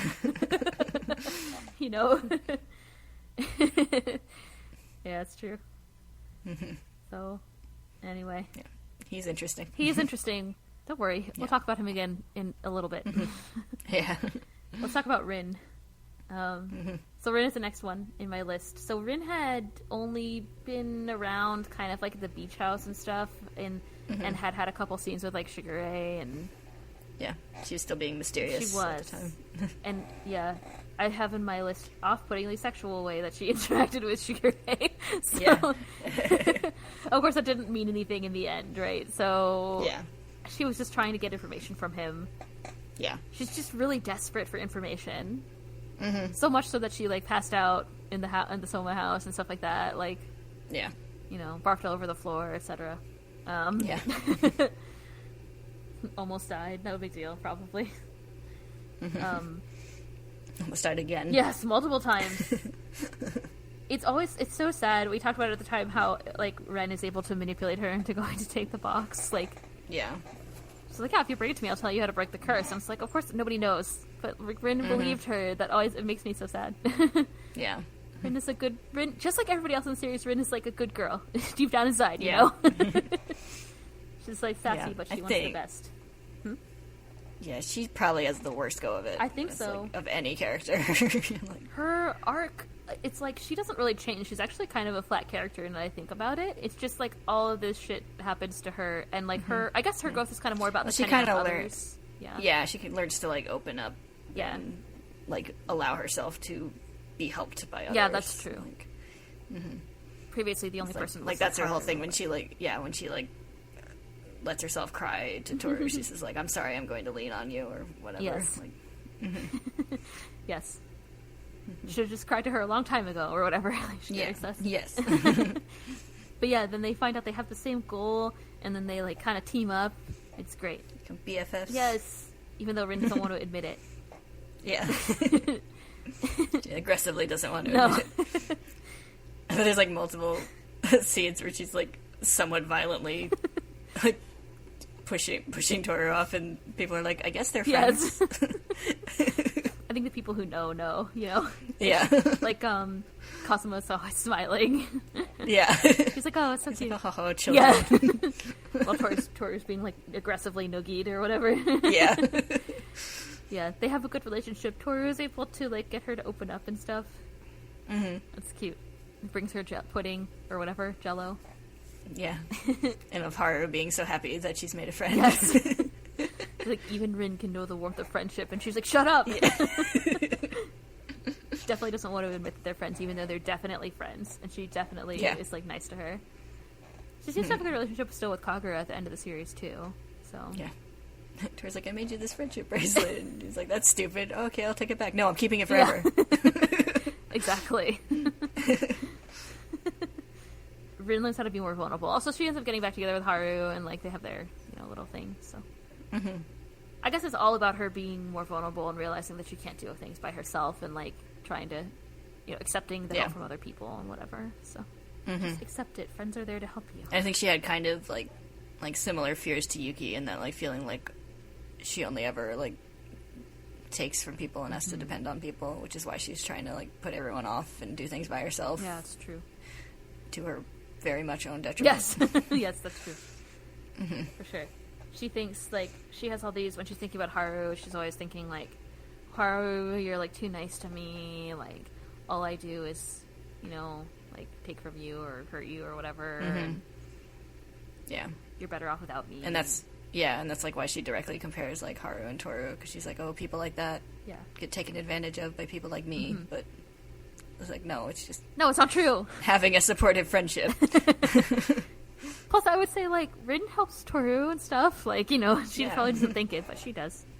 Because she's someone who she can talk about the curse with. I mean, she has, like, Uo and Hana, but they become very, like, very minor characters later in the story. Like, they're kind of just there for, like, you know, there's the time where Toru gets kind of upset about everything that's going on and goes to, like, spend the night at Hana's and stuff. Like, after the Kureno stuff. After Kureno tells her about Aikido and that his curse is broken and stuff like that. But, like, really there's nobody else that she can talk to about the curse. Like, she's not going to talk to Yuki and Kyo about it, and she tried to talk to Shigure, but we see her, like, struggle with that multiple times, so Rin is the only one. They have that connection, so. You want to talk about Kureno next? Convenience store man. Saddest superhero of all time. Sad bird. Yeah, sad bird. We said in the mid-series that his motivation seemed to be to remain by Aikido's side, but I think that that's not necessarily true in the later half. Like, by the later half of the series, he's like, I gotta get the fuck out of here, or Aikido's never gonna change, right?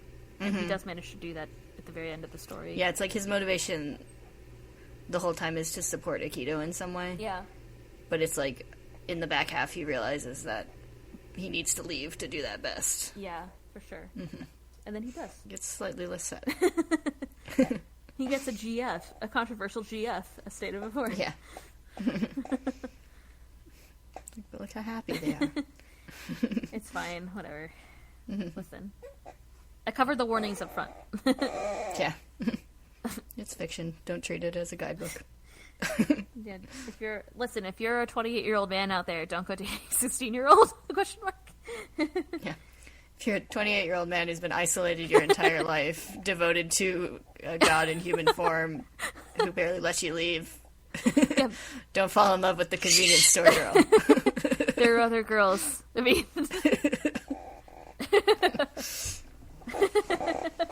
That's my advice. I feel like it's projection. That sounds very specific. Let's talk about Aikido. How about we talk about Aikido? We get... Probably the most happens to Aikido in the second half of the story. So Aikido, we said in the first half, in the mid-series special, is the god of the zodiac, and her desire was to keep, well, and we referred to her as him at that point, I'm sure, because I think the gender reveal is later, right? Aikido's desire seems to be to keep all the Junichi together and keep everything the same. That was what we had last seen at the end of the beach arc, right? Yeah, that was really, like, at that point was the first time we really had any... real look at Aikido's perspective. That's true. She'd mostly just been scary villain in the shadows up to that point. Hanging out with Shigure in the shadows. Yeah. In a sexy way. But everyone was like suspicious because all the character pairs and pairings in Furuba are super heteronormative, so Akito couldn't be a man. I mean,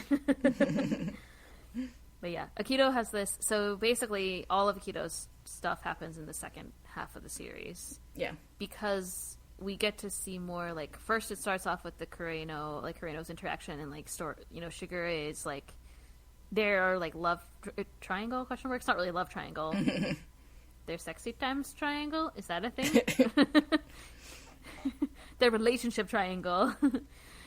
And also, like, Ren is introduced as a character in the second half of the stories, too. So we see all of Akito's, like, issues with Ren and Akira. So, all of them. All of those issues. All of the issues. Literally all of the issues. I think, like, because of the later half of the series, it paints the curse in a whole new light. I mean, I think, like, the first half we see the curse is, like, isolating and makes the Junichi to be like these sort of others. They're treated separately from other people, right? And then they're always concerned about being found out, and that's going to like out them for who they really are, and that is what motivates a lot of their actions. But then what seems to be the case is like the bond is really beyond that, and then we see like the original Zodiac story later in the series too that kind of shows how it all started. Yeah. So. But yeah, I think some of the more interesting things that happen with Akito are like when the debates between like Akira and Ren, and then like the way the family treats Akito. Like when we see all the stuff with the maids like manipulating her as a child to be like, you're the leader of the family and stuff. Like, yeah, it's like everything we see about Akito's past explains Akito perfectly. Yeah, pretty much. Like it's like, oh, I see. I understand now. I see how this happened. Yes. And like, the cool thing about Akito is, like, at the end of the story, like, obviously she's not perfect, but, like, she's trying to really change things in the family, which is nice. Yeah. Multiple times she tried to talk to the maid, but the maid won't have it. Yeah. Yeah, it's nice that, like how, like, yeah, her desire for, like, the first half of her arc is, like, trying to keep the Junichi, close and isolated and the same and everything, but then, like, after her development, she changes to, like, trying to protect their ability to like be people. Yes. And like yeah, and like she like obviously is like dedicating herself to being a good head of the family and trying to keep her Zodiac safe. Yes. Like yeah, it changes from like trying to keep them all isolated and together to just like caring about them as people and trying to make sure they have like they can do what they want and like go where they want and stuff like that. Trying to right the wrongs of the family. Yeah. So it's like she goes to like trying to like protect their ability to do what she feared at the beginning. That's true. It's a full 360. 180. 180. I know what numbers are, okay? It's like, oh, she'd be back where she started. She's like, actually, I changed my mind. She's like, actually, yeah, everyone has to stay. Damn it. Oh, on a random note, I love how like Hana and Akito become friends. Like, yeah. Funny. There was that author's note that said that even Takaya didn't know they would become friends or something. Yeah. It's cute. I love Kyo with Hana being like, she's like friends with everybody. Yes. She's like hanging out with Akito at his dad's house. Yes. And hanging out in shows. Exactly, yes. That's right, yeah, she was there. Speaking of Hana, I wasn't trying to, but it's a good segue into Uo and Hana. So I think we said in the mid-series special, I'll probably say the same thing now. It's like, they don't grow very much. Like, they don't change. I just said it. But, like, let's have a little chat about them. So, at the mid-series, Uo had her little, like, thing with Kureno. It hadn't gone anywhere yet. And I think even they hadn't, Toru hadn't tried to, like, sneak in and do things. And they didn't have, Sword of Cinderella hadn't happened yet. So, yeah. Wait, doesn't Toru bring the DVD, Sword of Cinderella DVD, for him when she sneaks in? No, it's no time. Okay, she sneaks in to twice. Give her yeah. number. No, I think she gives the first the time to Luigi. I think that's what happens. Wait, she sneaks in twice, doesn't she? Oh no. No, I was just thinking of the meeting. Later oh on. yeah. No, that wasn't inside the family. That was when she the first time she's sneaking in just to She gives him her the number. first time she's sneaking in to confirm that this is the Kureno that Uo was talking about, and give him Uo's number. Yes. Or address, whatever it was. Yes. That's right, he brings the DVD back to her, and then with the phone number and whatever. Yeah. It was her Twitter handle. Come on. I mean... Yeah.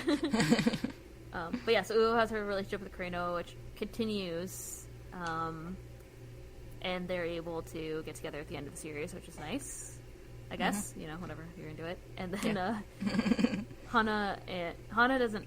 It's like in-universe it is Yeah, nice. in-universe is nice. They seem happy. Hana hasn't really changed very much. She just has, like, whenever I think of Hana, I always think of her, like, funny moments. So there's, like, sort of Cinderella where she's, like, eating the yakiniku on stage, and then, like, they had their, like, Kyoto, like, school trip where they insist on eating snacks, which is wonderful. And then they, most recently, of course, like, her thing with, like, moving in with Shisho and whatever. So we talked about that already, but pretty great. Yeah. I think her most prominent, like, serious moment is her, like you're going to take her away conversation with Kyo. Yeah. Hana and Uo get their little chance to sass Kyo and be like, take good care of her, and then let her go. Yeah, Uo and Hana and other, you know, most of their development happened before the series, which we see in flashbacks. So. Yeah, all their middle school times. Yep. Yes. But we had already seen that before the mid-series. The next character I have on my list, Shisho, Cosmosoma, who... Yeah, still... continues to be best. Yeah, basically. We talked about how his motivation was to protect Kyo from confinement, which is the same at the end. Like, he's also a static character. He's a background character, but he is great every single time he's there, which we talked about. We just talked about how great he is in the anime episode that we did. Yeah. Yeah, we just get more of him, like, his determination to protect Kyo. Like, and also his, like, you know, acceptance of Kyo's plan for the future and whatever. And being motivated to become the best grandpa. I mean... Yes. So, he continues to be a good character. So that was everybody that we had met, other than Kyoko, which we'll talk about later. That was everyone we had met in the mid-series, and then we started to meet on the student council, who I have also gathered here in this list. Gathered here, too. Yeah. Maybe we'll do Kimi and Nao first, because they also don't really change. But I do love how Kimi had her, like, shoujo flashback. Yeah. Basket, another Kimi, so... Yeah.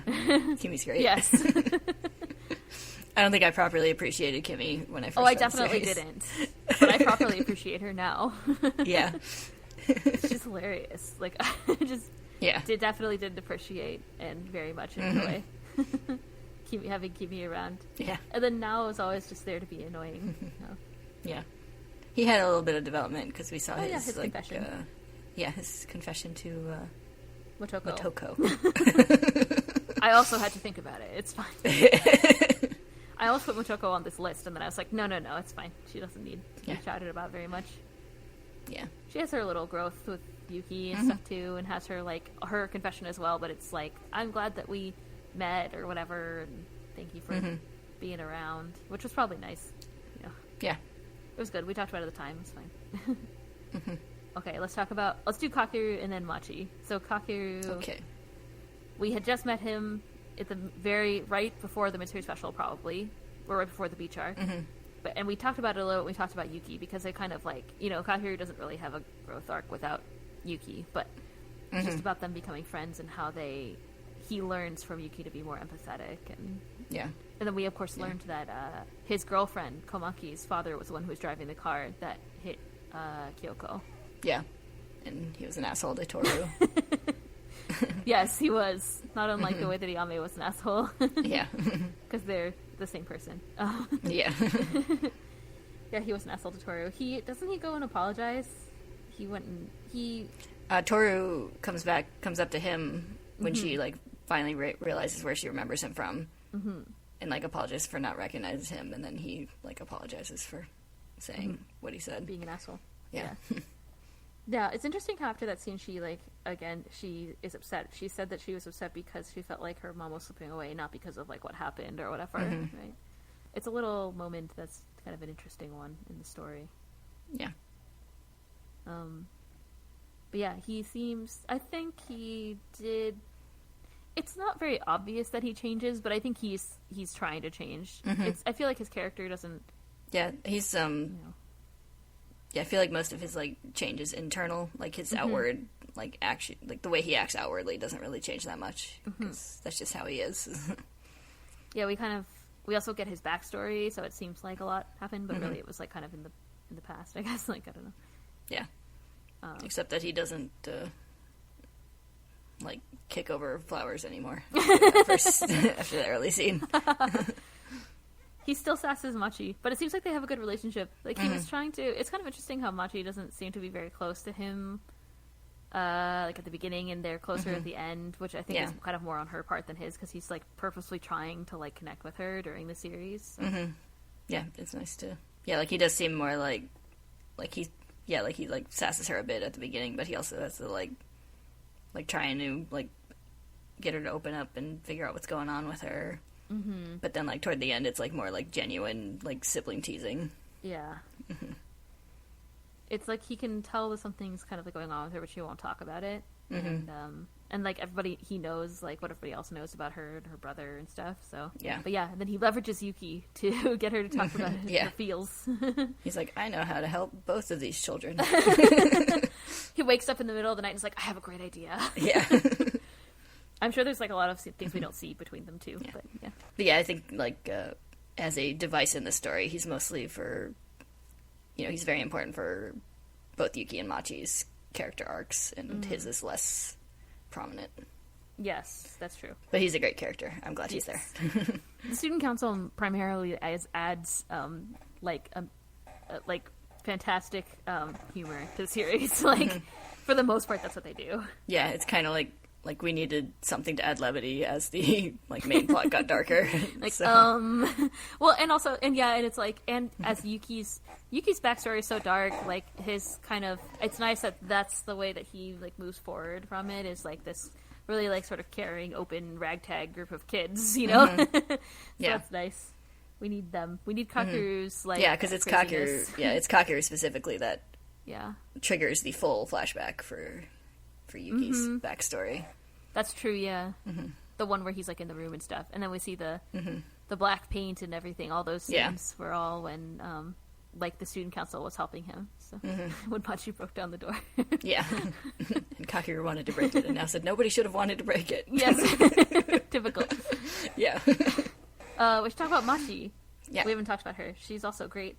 I like how Machi's so, it's, like, so reluctant to be...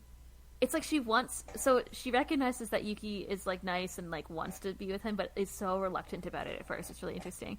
And then they end up being in these situations where they're, like, alone together and have their, like, slowly develop this relationship where they're mutually helping each other. I love, like, the really early one where Yuki's all, like, sad and, like, Machi's about to, like, reach out to him, and then, like, someone, like, I think it was, like, Kimi, of course, like, squishes her, like, cuts her off or whatever. Somebody, like, jumps in and, like, gets in her way, which is really funny. Like, I feel like her growth in this series isn't necessarily obvious as well, but she just, like, becomes less anxious, I guess, and, you know, is able to open up about her feelings and stuff to Yuki, like you said, like, what Kakeru is trying to get her to do. Yeah, and she had a similar kind of, like, the situations were different, but similar kind of pressure from her family as Yuki.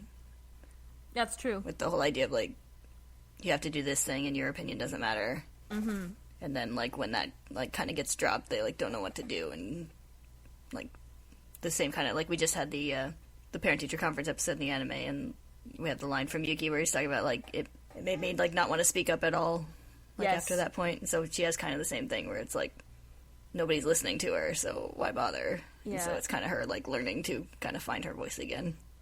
And also her mom is like, oh, she has no personality or whatever, and she's like, well, that's what you wanted. Like, you wanted me to just, like, do this. So she doesn't really know, she doesn't really, like, have any motivations. So she's, like, been forced to not have any things that she, like, you know, I don't know, like, have any opinions or whatever, like, like share any of her opinions. Yeah, like, we see her even, like, not knowing how to react when someone asks what color she likes. Yeah, exactly. And it's all because of her mom, and so...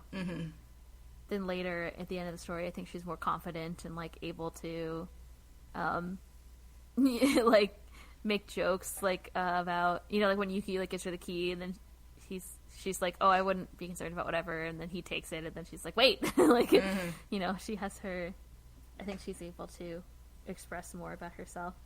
Yeah. And bring him the fertilizer, which is very important. I guess he was gardening then. Did we talk about it? Yeah. Yeah, it just didn't get very much prominence. No. Okay, last I want to talk about Kyoko. Okay. I saved it for last. So, I mean, obviously she doesn't have, like, growth in the series or whatever, but we had seen, what we commented on during the mid-series special is that we had mostly seen, like, memories of her through Toru, and, like, you know, Kyo and Uo and Hana's memories of her, too. Like, Hana's brief memory of her. And we see, like, in the later half of the series, we see, like, both sides of the scene of the time when Yuki helped Toru find her way home, and, like, Kyoko and Kyo made the, like, immense promise, and Kyo tried to find her but didn't in time, and then recognized the hat, and then everything was a shit show, you know. Yeah. So, And we also I don't think we had her full backstory before oh yeah, the mid-series break either, so. With Katsuya. With Katsuya, yeah. Yeah, it's very true. And we didn't have any of the stuff of, like, Toru, when she left Toru, and the more, like, Toru's more darker feelings about her rather than the, like, happy memories of the things that she learned from her. So we had seen Kyoko as this, like, person who, you know, I think was a good person. At the very end of the story, so we also see her death, which is also sad. But, like, then when she rejoins, you know, Katsuya, we see the narration that's implied as him saying, like, you did good. And I feel like she feels like she let Toru down, and that, I mean, not just, you know, by dying, but, like, before, I think, during the, when she left her, and, like, seemed like she kind of felt guilty about that, even in the future. After that, like, she told Kyo about it when he was little, right? Yeah. So it's something that impacted her for a long time. Okay, so I want to talk. So we had said we want to track the curse through this story. So let's talk about the curse and kind of like what it represents overall, maybe. So, sure. What we said at the mid-series special was that they transform into animals, and then they eventually turn back naked, of course. And then a lot of the Junichi have characteristics of their like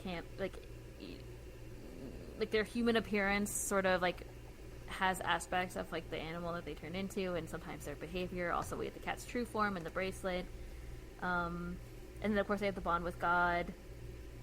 We said that Hana can tell there's something different about them because of the curse. And then the other thing is like, so then we have what we see in later part of the series is like, I think there's two things that are interesting. The first is that they don't really transform into animals very much in the second part of the series. Like, the aspects of the curse that are explored at that point are more, like, psychological and more about, like, the Aikido and the bond rather than being cute animals. Yeah. I think, didn't we say the last time it happens is at the beach with Momiji? Yeah, Momiji is the last one. So, yeah, it doesn't happen at all in the second half. That's true. It's the very end of the first half. Oh, and then, of course, like, one other major thing that we see in the end of the series is, like, the, like, quote-unquote true story of how the Zodiac bond was created. And it explains why the cat was looked down on and whatever. Yeah. And we had seen that the cat's wish was, of course, that God not be, you know, just simply surrounded by the same 12 spirits, but surrounded by other people as well. Which does happen in the end. We see the curse from the beginning to the end, right? And I think, like, especially based on the things that happen at the end, like what Aikido says to them and stuff, like, now the curse is broken, they can be their true selves, and, like, we heard things like Hirano saying, like, oh, I could feel, like, the Junichi spirit was, like, gone, that things like the curse, things like tradition and, you know, like, more traditional values stifle people from becoming who they can be individually and stifle their individual goals. And we see that play out with Aikido and I think all the Junichi, like, toward the end of the story, too. Yeah. If you think about it that way. At least if I had to make one sweeping statement about it, then that would be it. We've seen it change a lot through the story, but... Yeah, because we see it, like, the midpoint is where it starts to be, like, portrayed as, like something that's, like, tying them all down, because, like, we have the, like, with the God reveal, we have Toru, like, saying that, like, oh, the curse binds everyone, does it also bind God, basically? So... Yep. And it's true, and it did. Yep. Yeah, because, like, Aikido also isn't able to be... It's, like, not just... The curse, like, the bond from the curse is also... It's a thing that also represents, like, the control of the family and stuff. And for Aikido, that manifests as, like, not necessarily just the relationship with the Zodiac, but, like, also her position in the family. Like, the curse has a big play in the family as well. Yeah. So her identity that she starts to get to explore after the curse is broken, you know, but like actually like representing her gender the way that she wants to, and like doing things she wants to do in the family, that also happens after the curse is broken, because there's nothing for them to guard so much anymore, you know? Yeah, and like she explicitly says, like when she's letting the curse break at the end, she has the whole like I don't have to be God anymore, I can just be me, right? Exactly. She says to the Junichi, like when she reveals her like gender identity and kind of sees them all after the curse is broken, she's like, you're all becoming your true selves, and like I'm becoming my true self as well, or going back to who I was. She says specifically like going back to who you were in the, which is kind of interesting. So that's what I would say about the curse overall. If we look at it from end to end, it starts off as being like cute animals, but becomes so much darker. I want to talk a little bit about the Soma family, because we get more detail about them as the story goes on. So like at the beginning, we had seen them, they're seen as being, mostly we see like Aikido, and like Aikido is scary, and therefore the Soma family is scary. Once we see them start to interact with her later in like the, like, you know, second half of the series, then it becomes so much more about how it's all like family politics and stuff. Like the curse is just part of what else going on in the Soma family. And we have like the maids and stuff too. Like the maids, there's like the good maid and the bad maid or whatever. And even at the end, we get the impression that even the maids are like just kind of stuck in the like pattern and tradition of the family, because like the old maid even says like I grew up with the Soma family too, I've been doing this for like 60 years, I can't change now. So yeah, exactly. Tradition stifles individuality. This is what I feel like is an overall thesis of the story. I mean, there's a bunch of other themes, but like I feel like that's at the least essential like aspect, you know? At least like religious devotion to keeping tradition. Yeah, true. Yeah. Not like strictly keeping tradition rather than exploring things, I guess. The expectation of like that things were always going to be the same obviously prevents people from changing. The endless banquet. Yes. It's okay, it's time for a new banquet. Yeah. Shall we talk about some other themes overall in the story? Sure. Feathers. I mean, I feel like you established pretty well into the story the feathers, the feather theory and feather themes. The feathers as a symbol. I think it turned out to be quite true. That they represent. I feel like we did eventually talk about it not in spoilers, but at first I think it was introduced in spoilers. Good relationship. Yeah, I rolled out my whole like initial feather theory in spoilers like the first time we were seeing some black feathers. I think it was during like Uo's chapter, and you were like, I keep seeing these feathers, let me think about this. So there's like a whole it's true. So I had said, well, in the mid-series special, we talked about the theme of like transformation. You know, we have like the Zodiac story changing over time, and like I think we have a lot of like exploration in the later part of the story about like transforming your identity and like changing how you represent yourself and like how you think about the world and whatever. So other things that we talked about were like the importance of accepting and loving others, which of course comes back in Yuki's speech to Toru at the end. There are a lot of examples of this that we had talked about, like Hisa and Hana's brother praying for someone to find her, and another thing that I think you mentioned during the mid-series special was like this idea that if someone does see the good in you, we talked about like you know, the like something on your back, you can't see, but if someone does see the good in you, trying to live up to that as a person, like Kyo as an example didn't want to be associated with Shisho as his son. That I'm trying to think of like how that might play out in the later, or things that are examples of that in the later series. I mean, probably like Aikido trying to do good basically at the end of the series is a good example of that. Like, you know, someone reached out their hand to help her and show that they cared about her, and then she in turn tries to kind of like pay that forward, I guess, with the like, family. Like prove she was worth helping. Like, in that way. Like, yeah, that makes sense. There's also, we talked about how, I think one thing that happens often, or comes up often in the series, is the importance of, like, forgiveness. So we just talked about the parent-teacher conferences and how Ayame says that Yuki's given him a chance, you know, it's like forgiven his past mistakes and kind of, like, moving forward. that seems to come up a lot, even toward the end. Like, yeah, we just talked about Akito and Toru. Like, that's another example. Like, Toru just forgives Akito. Kureno forgives Akito for the things that she's done. But then, you know, Akito needs to make something of that forgiveness, right? Yeah, and, like, we have the contrast of, like, Rin not being able to forgive Akito, which is also treated as okay. Yeah. This is true. The note that I have here is the importance of forgiving others and forgiving yourself, because often we see all these characters that are really, like, pushing themselves to do stuff, and it's like, there's a lot of people who are like, it's okay to just be yourself, like to Toru, or like, it's okay that you haven't forgiven Akito, like, you can have those feelings. Yeah. Because Rin is like, is Haru gonna, like, hate me for being a downer all the time? And Toru's like, no, like, he would never, you know? Yeah. Like, it's okay to have those, it's okay to forgive yourself. Yeah. People in this story, like, characters in the story often, like, hold on to these things that, like, you know, like, you can't always be perfect. Actually, Yuki and Kyo's argument is a good example of that, too, where Yuki's like, what, you were trying to be perfect? Like, you want to save her from a car or whatever? Like, you know, like... Yeah. You don't have to. You just have to. And then even, like, Momichi said that to Akito, too, about Kureno. He's like, well, just, like, treat him really nice from now on, and it'll be okay, you know? Like, it's okay to... You can't just, like, hold on to the things that upset you about yourself. Like, you have to try to move forward from them rather than just hanging on to them.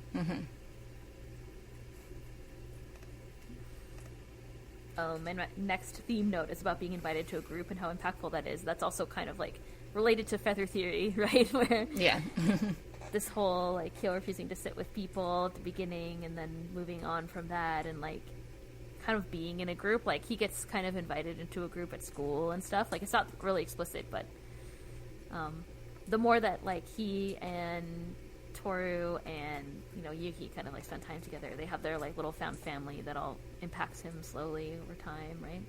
And Toru kind of invites...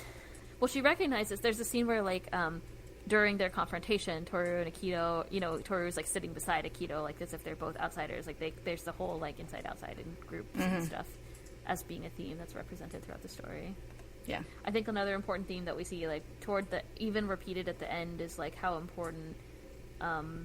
you know, the idea of, like, it's the Shigure quote that we say all the time, the, like, hurting people and getting hurt by them is important, and, like, you know, like, there's Kakeru's, like, something must be his equivalent exchange thing that he says, where, like, pain and, you know, the pain of, like, other people hurting you so that you know what not to do, or, like, making mistakes and hurting other people is something that has to help you grow, and it's, like, a required part of the real world. We talked about how, like, Akito doesn't really live in the real world and therefore doesn't understand this as a part of her growth, right? Like, we talked about how, like, when she does the stuff to Rin, it's like, when she locks Rin in the cast room, it's like, you know, it's like, everybody's like, you can't just do that. And she's like, she doesn't know. Like, she doesn't really think about things like the way other people do. And she's been isolated as well. Yeah, because she has that whole, like, thing when she's, like, having her, like, last big breakdown where she's like, you say it's common sense, but how am I supposed to know? Like, yeah, exactly. I feel like in general we get, like, a lot of little small things, but they all really build up to, like, at the end of the second half of the story is really focused on how negative, you know, relationships can be, first of all, like, can be overcome and stuff like that, and also, like, how they start out in the first place, and then, like, the big idea of the story around the bond and how it's bad and stuff. Like, that's really what is the major focus of the story. So all these little things, like, that we talked about in the mid-series, like, they are lesser. They don't show up as often as they did before the mid-series special, I think. It's all the second half is about, like, finding yourself and defining your future and defining, like, the relationships you want to have and, like, building positive relationships with people. Like, that's kind of what's happening for all the characters, so.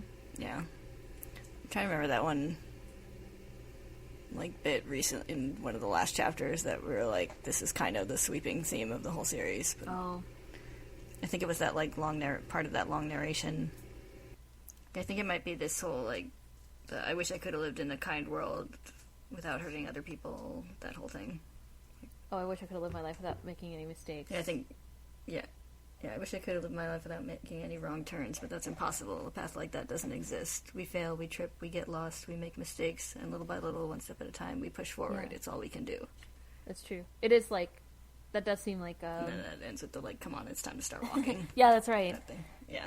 I feel like also that, and like the one Kyoko's thing that's repeated at the end too, where it's like live up the bad and the good, and repeat the good and pile on the years or whatever. If you put like those two things together, that's probably like the series in a nutshell. Like, you have to keep having these experiences. That's a part of life. Like, pain is a part of life, but that's also how you have to move forward from it. It's how you grow as a person. Like, that is probably the essential thing in the series. Yeah. And if you don't have experiences, then you don't really live in the real world. That's like, you see that with like Akito and other characters. Yeah. Especially Akito, but the others too. Turns out life is hard. I mean, Yeah. I feel like we've talked through everything. So many things, but shall we do our listener questions now? Sure. Any other things that you want to say before we talk about questions? Any other burning things? I liked it. It was good. I should hope so. I've been reading it for a year and a half or something insane. It's a good story. Pretty good book. Okay, so just like last time, I have loosely grouped these questions into categories. Also, thank you for sending in all your questions. I think I said the same thing in the same order in the mid-series special, probably, but I grouped these into basic categories. The categories this time are the manga with a whole subsection on Shigure. Listen, it's fine. The anime, Fruits Basket and Other / The Three Musketeers / other series, us and our pets, and then there's a yes, right on cue. Yes, Couldn't have planned it better. And also about podcasting again. So last time we read these back and forth. Do you want to do the same thing? We can do the same thing. I guess that makes sense. I will start. I guess. I volunteer. Okay. I volunteer tribute. So, anonymous person on Tumblr asked, are you going to continue the anime break episodes? Yes, we're going to continue the anime break until the anime is done. Yay. I suspect that will be in another season. We're gonna break the break the anime. The anime breaks.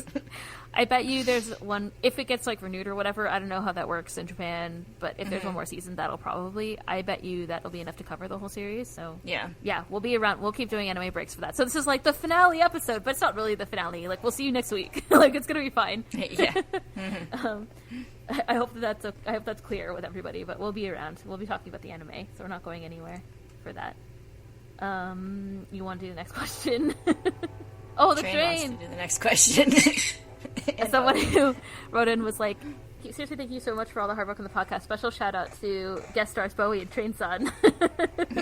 That's from Catherine. Your questions are coming up later, but next question. Alright, from Jitamashuri19 on Tumblr. He said, what are your thoughts on the 2019 anime as a whole, and what are your thoughts on the 2001 anime as a whole?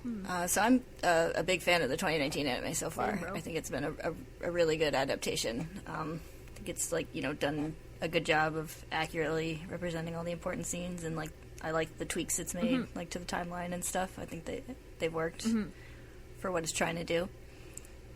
I honestly don't fully remember the 2001 anime very well. I probably haven't watched it since maybe 10th grade. So since 2004 or something, like 2006 maybe? Yeah. That's funny. So yeah, but I mean, I remember liking it a lot at the time. It definitely was, I remember it was more comedy focused, which made sense for how far along in the manga it was. Yes. And it got me into reading the manga, so I appreciate it for that. I think that is, like, nice about anime. Like, I guess I generally, personally don't... Did you have any other things to say about the series, or you did? No, I don't think so. I think that is, like, something about anime that's, like, I don't know. The longer I spend in, like, fandom, the less I like anime, and the more I like manga in general. But I do think it's, like, it's easy to watch anime. Like, it's hard to, like, want to go and, like, pick up a book for me, or, like, pick up like, find a chapter and, like, commit to reading it and stuff, because sometimes manga takes a little while to get started. But if you watch, like, a couple episodes of the anime, it's probably, like, a couple hours out of your life, and I feel like it opens the door to a lot of series, which is nice, at least for me. So yeah, I think like, the accessibility of anime definitely contributed to, like, the popularity of anime and manga in general, because it's generally easier for people to, you know, watch some dubbed anime than like, to dubs too. Yeah, than to you know, read a long manga series or even like watch a subbed thing where you have to pay attention to two things at once. Yeah, so. for sure. So even if I like, yeah, like you, I'm more into reading the mangas than anime in general. But I appreciate the existence of like easily accessible dubbed anime for, you know, being able to get people into different series. For sure. In general, like, I think the 2001 anime, I don't remember when I last watched it. I remember that I went and found, while we were recording, the episode where they go and visit Hana's house, and it was, like, insane. Like, it was like, it was beyond all the other comedy stuff that's, like, in the others, in the rest of the series. It was like they were trying to film on, like, a camcorder, and they really, like, played up this sort of, like, I don't know, like, fake espionage nature of and dark nature of the Prince Yuki fan club, which is really funny. I just don't think it's, like, very accurate. So, but it was super weird. There's, like, even scenes where they're, like, animated into, like, real life, like, film and stuff of, like, the subway station, and it's just, like, this is, like, it's a weird style. Like, it's all... And I think, of course, we talked probably in the mid-series special, probably the beginning of the series, about the beginning of the podcast, about there's a lot of comedy in Furuba, but it's not really a comedy. And I definitely enjoyed it at the time. I have two things to say about the 2001 anime. Definitely enjoyed it at the time, but it's way more of a comedy, and it really plays up the comedy aspects of the series. And like the added content really does that. Yeah, I would say like it was a decent adaptation for what they had at the time, but it's not a good adaptation for the series in general. I don't think it does the series, the manga, justice. I don't think. Yeah, but it is entertaining. It is. Like it has its own, you know, qualities on its own. Yes. You know, if you divorce it from the like manga completely, like it's a, you know, solid series as I recall. Yeah, my other on its complaint about it is like it's really cheaply animated. So like even at the time, it doesn't seem like there was a lot of like I don't know. I don't really know how anime production budgets and shit work. Like I don't know. I'm not an expert, but it doesn't seem like it was really given. I think like overall, it wasn't really given the attention that I feel like the series deserves, and that's why it ends up being comedy, and that's kind of why it's like cheaply animated. And therefore, it's not really my favorite, but I also definitely enjoyed it at the time, and it was like a big deal at the time because it was a series that I liked a lot. I think I read a bit of the manga before I saw the anime, but I don't think I hadn't read like to the end of the manga, so it was kind of a big, or like I hadn't read to the end of where the anime was or something, so it was like a big deal because it ends in the true form, and you're like, oh, it's all like, oh, it's so crazy, it's so dark, oh my gosh, like. So I do remember that. I appreciated it at the time. I think the 2009 anime dwarfs it in its like adherence to the themes of the story, and I think like it does a good job of modernizing things in a way that's not like taking away from the story, and does a good job of like adding stuff that's you know, helps, like we saw, like especially things with like Ritsu or like with more minor characters like Kakura, where they don't get a lot of time in the story. Sometimes they like add stuff that's really nice.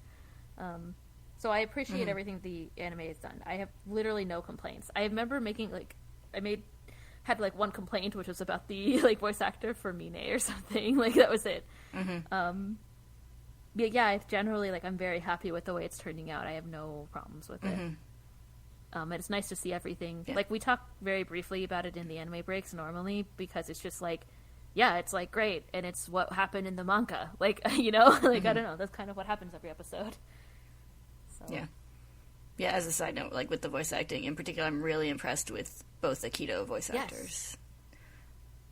Both good. Also, I'm impressed. It's nice that when you've seen the 2001 anime, that now then you have like basically all the cast returned, the main cast returned. So like you get to hear them like all grown up and in their deep in their careers, and it's like they're like killing it. So I'm glad the Funimation dubs. Yeah, it's definitely definitely character development on the dub voice actors. You're like, damn, like, Yuri Jewel, damn. Like, I don't know. Yeah, I'm really impressed with Yuki's dub voice actor for the new anime. Because I remember him probably being my least favorite of the voice work of, like, the main characters in the original. But he's doing a good job, and I think it helps that Yuki is more emotive as a character in the 2019 anime. He's got more to work with. It made him a little bland in the original one, too. Yeah. It was pre-character development. Yeah.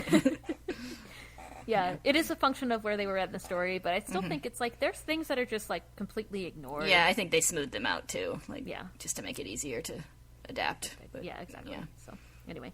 So, yeah, that's my opinion about those two things. I will move on. So, now all the questions are about the manga. So, Beautiful Physical Siren, one of my favorite Tumblr usernames that we've seen so far on the show, asked on Tumblr, are there any characters that you see in a new light in this particular read-through? Or maybe because of how they've been portrayed in the new anime? And also Steven Universe on Tumblr asked, are there any characters in this read-through that changed dramatically that drastically changed your opinion of them in the series? So kind of the similar questions. I don't feel like this particular read-through has, like, changed, like, my opinions too drastically. Because, like, I've had, like, opinions that changed over time, like, since the first time I read through and later times. Yeah. I do think, I have more appreciation for some of the, like, minor characters, like Kimmy. Yeah, we just talked about that. Yeah, and, like, and their roles in the series. I just think the anime has given me more appreciation for Haru. I think he gains a lot from being voiced and animated. Like, his brand of comedy and, like, just quiet Haru-ness in the background. Good timing, yes. It's funny. I think, I also agree that, like, I've had opinions that changed over time, but the characters that I feel like I see, not necessarily in a new light, but kind of, I don't think anything drastically changed my opinion of any characters, I guess. Those are kind of the two questions. The character that I feel like I appreciate more is Yuki. So, like I said a long time ago, like, when I first read through the series, I didn't really like him that much.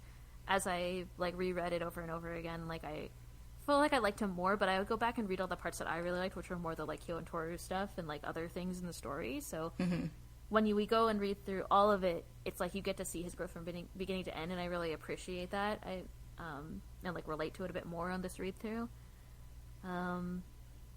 I also, same with, like, Machi and, like Kimi, we also talked about that. Like, I also didn't like her very much. I didn't like Makoto very much either, and she didn't, Motoko, very much either. And she didn't change very much, but I did appreciate her confession is not super, like lovey-dovey. It was, like, a nice confession, so the end of her story, I felt like was nicer this time. But yeah, I don't think any of my opinions about the characters drastically changed. Even Shigure. Maybe I should... Yeah, no. I think we're going to read this question. Yeah, I was going to say, I'm not reading this one. Okay. It's directed at you anyway. It is. Everybody knows that I hate Shigure. Okay. So, our listener, Susan, who also created a Spotify playlist that was really good that I listened to recently, posted that on I think it's on our Twitter if you want to go find the link to it. Sent an email with a long list of thoughts to respond to. So I have shortened them slightly. So this is, the first one is, I want to offer a perspective that I don't think you've really considered about Shigure. Shigure is heartbroken. Many Zodiac members want to break the curse for love, and he's no different. We don't get to see much of the pre-series Shigure and Akito, like, together, but we know that Shigure is the only one who sees Akito as a person and not just, like, a being. Okay, accept. But it's true. Whatever relationship they had, Shigure probably thought Akito felt the same right up to the point where she slept with Kurino because she could, showing Shigure that he wasn't special to her and hurting him. And while he didn't necessarily react in a healthy way, by sleeping with Ren, it's not unusual for someone with a broken heart to go to a dark place. It's a Dr. Horrible reference. I appreciate it. Shigure knows that Akito is sheltered and coddled, so he chooses to go with a cruel to be kind mentality to get through to her. Because the only way for her to understand pain is to feel it and experience it for herself. As a coping mechanism, he focuses his energy on breaking the curse and turns off his feelings to do so, both to help hide his own pain because he knows that he has to push others into uncomfortable situations to force Akito's hand. It seems like a lot to mess with Akito in such backhanded ways, but Shigure is still bound by the curse. So Shigure isn't just being mean, but working within the confines of the curse to do what he can for Akito, because Akito won't do anything herself. He's the push that she needs but doesn't want to accept. Someone has to do the dirty work and no one else wants to do it for Akito, instead of just going against Akito, except Shigure, at least until Toru comes along. So this is a thesis statement about Shigure, and his, and there's other questions. So for Beautiful Physical Siren, on Tumblr also asked, okay, for the finale, I just have to ask, Shigure, did your opinion of him change at all during the read-through? I know we get your reactions along the way with big picture. What's your final impression? So these are, I think, related. So yes, I accept. Is this a question just for me? It's probably just for me. I'm the only one who complains about him that much, but okay. I don't know. Maybe it's just like I put my own like real person perspective into this instead of like looking at him like a real character. But I still like just don't think that the suggestion that Susan made is that he feels like he can't directly defy Aikido, which he said himself. So he tries to like go around and backhandedly try to influence Aikido so that like the curse will break. But I don't know that he really knows that the curse is going to break. So it's like, what is he trying to do? He's just trying to like drive her away from other people, and I don't know. I think my opinion, in answer to Beautiful Physical Siren's question, is that my opinion about Shigure hasn't really changed. Like, at the end we see him being a bit nicer and trying to like have a good relationship with Aikido. I guess we don't really see why they broke up in the first place, I guess. So Aikido thinks that she can do whatever she wants, so they kind of break up. He goes and sleeps with Ren, and that's not enough to change her mind. Aikido does other stuff, and Shigure is mean to her, and that doesn't really change her mind. I kind of feel like they probably never like had a formal relationship, which is part of the problem. Maybe. Like, they didn't, like, you know, hash it out, like, what they were. And so, like, in addition to Aikido, just, like, not knowing, like, things that are, yes, it's complicated on Facebook. Yes. In addition to Aikido, just, like, not knowing, like, right from wrong to the extent she should, and, like, thinking she can do whatever she wants. She probably had some kind of, like, panic about Kranos, and she's always touchy about him after the curse breaking. Yeah. And, like, slept with him thinking that would be, you know, good to keep him by your side. Yeah. And then, like, Shigure is like, that's not cool. And she's like, why not? Why not? Yeah. Yeah. And then he's like, I'll show you why it's not cool. And she's like, whoa, wait. Whoa, wait. Yeah. But that doesn't make him good. Like, what about this makes him... Yeah. Like, I don't know. Mm-hmm. I like him as a character, but I don't think he's a good person. But, like, I don't think anyone... Like, very few people in the series are, like, straight-up good people. Like... Yeah. He shades more to the darker gray. Yeah. Like Aikido, which I think, you know, makes them, like, work for each other, because they're both kind of... They're kind of, like, they're too fucked up to be with anyone else. You know? Yeah. Kind of thing. My opinion stands that I think that he's doing everything for his benefit. So, he wants Aikido for himself. He wants to break the curse so that he can have her to himself. Not so that she's unburdened by it. Like, so his, like, backhanded, quote-unquote, method of going around and... trying to get the Junichi to form new bonds with other people is helpful in the end for breaking the curse. But until then, it's not doing anything but hurt Aikido. So is it really helpful in the end? Like, even Toru is like, oh, I'm sorry I was hurting you. And, like, Shigure never says that. Like, you know. I think, like, toward the end of the series, he acts like a better partner for her. But I don't know that his actions in the series are like, yeah, so he's jealous and he says that he's childish and whatever. Like, my opinion is still the same. Like, he's not... He did what he needed to do, but I still don't think he did it in service of Aikido. I think that he did it in service of himself. Like, he wanted to break the curse not for other people, but so that... Like, for the other Junichi, but so that he could have... That Aikido wouldn't have those connections to other people, thinking that would, you know, stop her from sleeping with other people. And I'll go so far as to say he did it for Aikido for So... like... Yeah. Which sounds like I'm joking, but I really do mean, like... No, I think, right. like, he was trying to, you know, encourage, you know, Aikido's personal growth and not relying on the, you know, twisted connection to the Zodiac that she's been stuck with for all this time. Yeah. But it was mostly, like, so that she would come back to him. Yes. Yeah. Yeah. It's not to, like, help her be a more, you know, self-actualized person. It's so like, that there's it's no like other he wanted connection. to do that, but, like, his main goal was, like, so they could be together. Yeah. Yeah. This is what I've been trying to say all this time. So, yeah, so It's like, it's like I say, like, he's a selfish character who, like, is willing to, will do, like, good things, like, almost incidentally. Like, yeah. like, as they, like, serve his plan, or at least don't, like, take away from it. Like, it seems like the good things he does, like, my house. Yeah, like, are either, like, in service of his plan or don't take that much effort. Yeah. Like, to go out of his way to, like, be nice for someone. Which doesn't mean, like, that those aren't nice things that he does.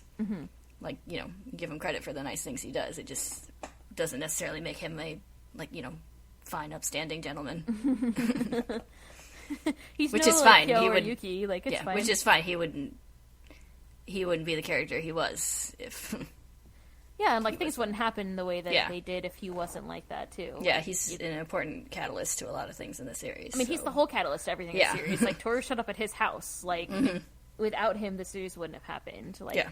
without him kind of, like, you know, scheming to make this happen, like, we wouldn't have a series, so... Yeah, it's like Shigeru's a piece of work, but he needs to be a piece of work. The only way things would change is if he was, so... Yeah, like, that's his whole thing, is like... I see value in him as a character. Hattori's like, stop meddling, and he's like, nothing's gonna change if I don't. So, and Hattori's like, Hattori's fine. like, okay, fine. Yeah. Yeah. Yeah. He knows, like, Shigeru knows how to manipulate people in the way that he wants, and he does that on purpose. Yeah. Like, you know. Yeah, I'll say, like, it's like someone had to meddle, and I don't think anyone but someone like Shigeru would meddle. Yeah. So, it's like, They're you also kind of, scared. you had to have an asshole in order for things to progress, because, like, An extremely motivated asshole. only someone like Shigeru who's, you know, manipulative and willing to throw people under the bus and get things done for his goals would get things done in this kind of situation. Yeah. It's not like, he's not awful, but I don't think his intentions are... I think if you look at everything through the series, his intentions have always served himself, and Akito being able to be the person that she is at the end of the story because of that is not because of his, like, it's not because of It's not because he wanted her to grow as a person out of the goodness of his heart. It's not selflessness. That's the word I was trying to think of, something like that. Like, it's not like generosity. It's like, yeah, it's not out of the goodness of his heart. It's out of his desire to have her not have this, like, automatic deep connection with all these other people. He wants to, you know, have, like, a singular relationship with her. So he goes about doing that in a variety of ways, but ultimately Akito is the one who actually ends up kind of actually taking the reins and doing that herself. Nothing, like, yeah, so Shigeru brought Toru in, but, you know, like, Shigeru didn't break Momiji's curse, like, Shigeru didn't break Hiro's curse, Shigeru didn't break Kureno's curse, like, Shigeru wasn't there when Akira and Ren were fighting over, telling Akito that, you know, about the bond and how it affects her, like, you know, those things don't have anything to do with him, so. Yeah. Yeah. Yeah, it's like he got things started, but other people, like, you know, did the work. Yeah. Just shut up to be annoying. Okay, so anyway, whatever. That's probably not satisfactory to people, but my opinion hasn't changed very much. I do recognize the good things that he's done, but I still think he's an asshole. So, but like you said, an asshole's needed to. Yeah. Somebody has to change stuff. Like nobody else felt comfortable doing that. Shigeru was very motivated, so he did. Yeah. Okay, next question. You take this one. All right. All right. Billy Flaming on Twitter says, Akito, villain or hero or neither? Well, I'd go with the definite neither. Yeah, I agree. And I think that applies to everyone. Pretty much everyone, yeah. I think that's part of the point of the series, is that, like, no one is, like, purely good or purely bad. Akito is portrayed as a villain for the first half of the series. But Akito is also a victim, so I don't think that Akito is like a hero. Like, Akito does what everyone else does in the series, which is, like, overcome all the pain from their past and move on with their lives. For her, that means releasing a shackle on a lot of people, but that doesn't necessarily make her, like, a hero. Yeah. Like, I wouldn't even call Toru a hero. No, like, I don't think any of them are. I can't think of one person.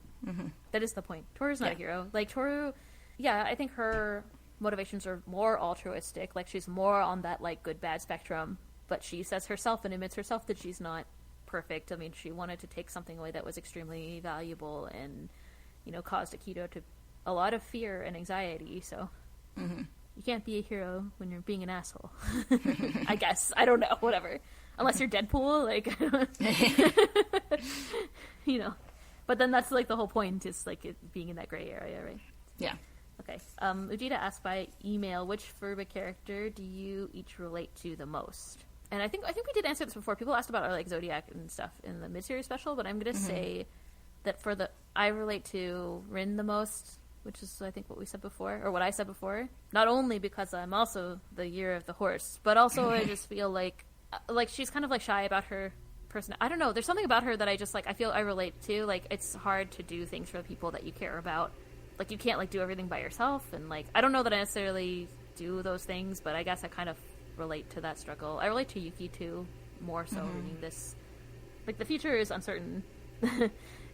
Like, even when you get older, nobody knows what's going to happen. So I feel, like, very introspective, like, constantly questioning myself about what I want and, like, what am I doing, and, like, am I doing the right thing?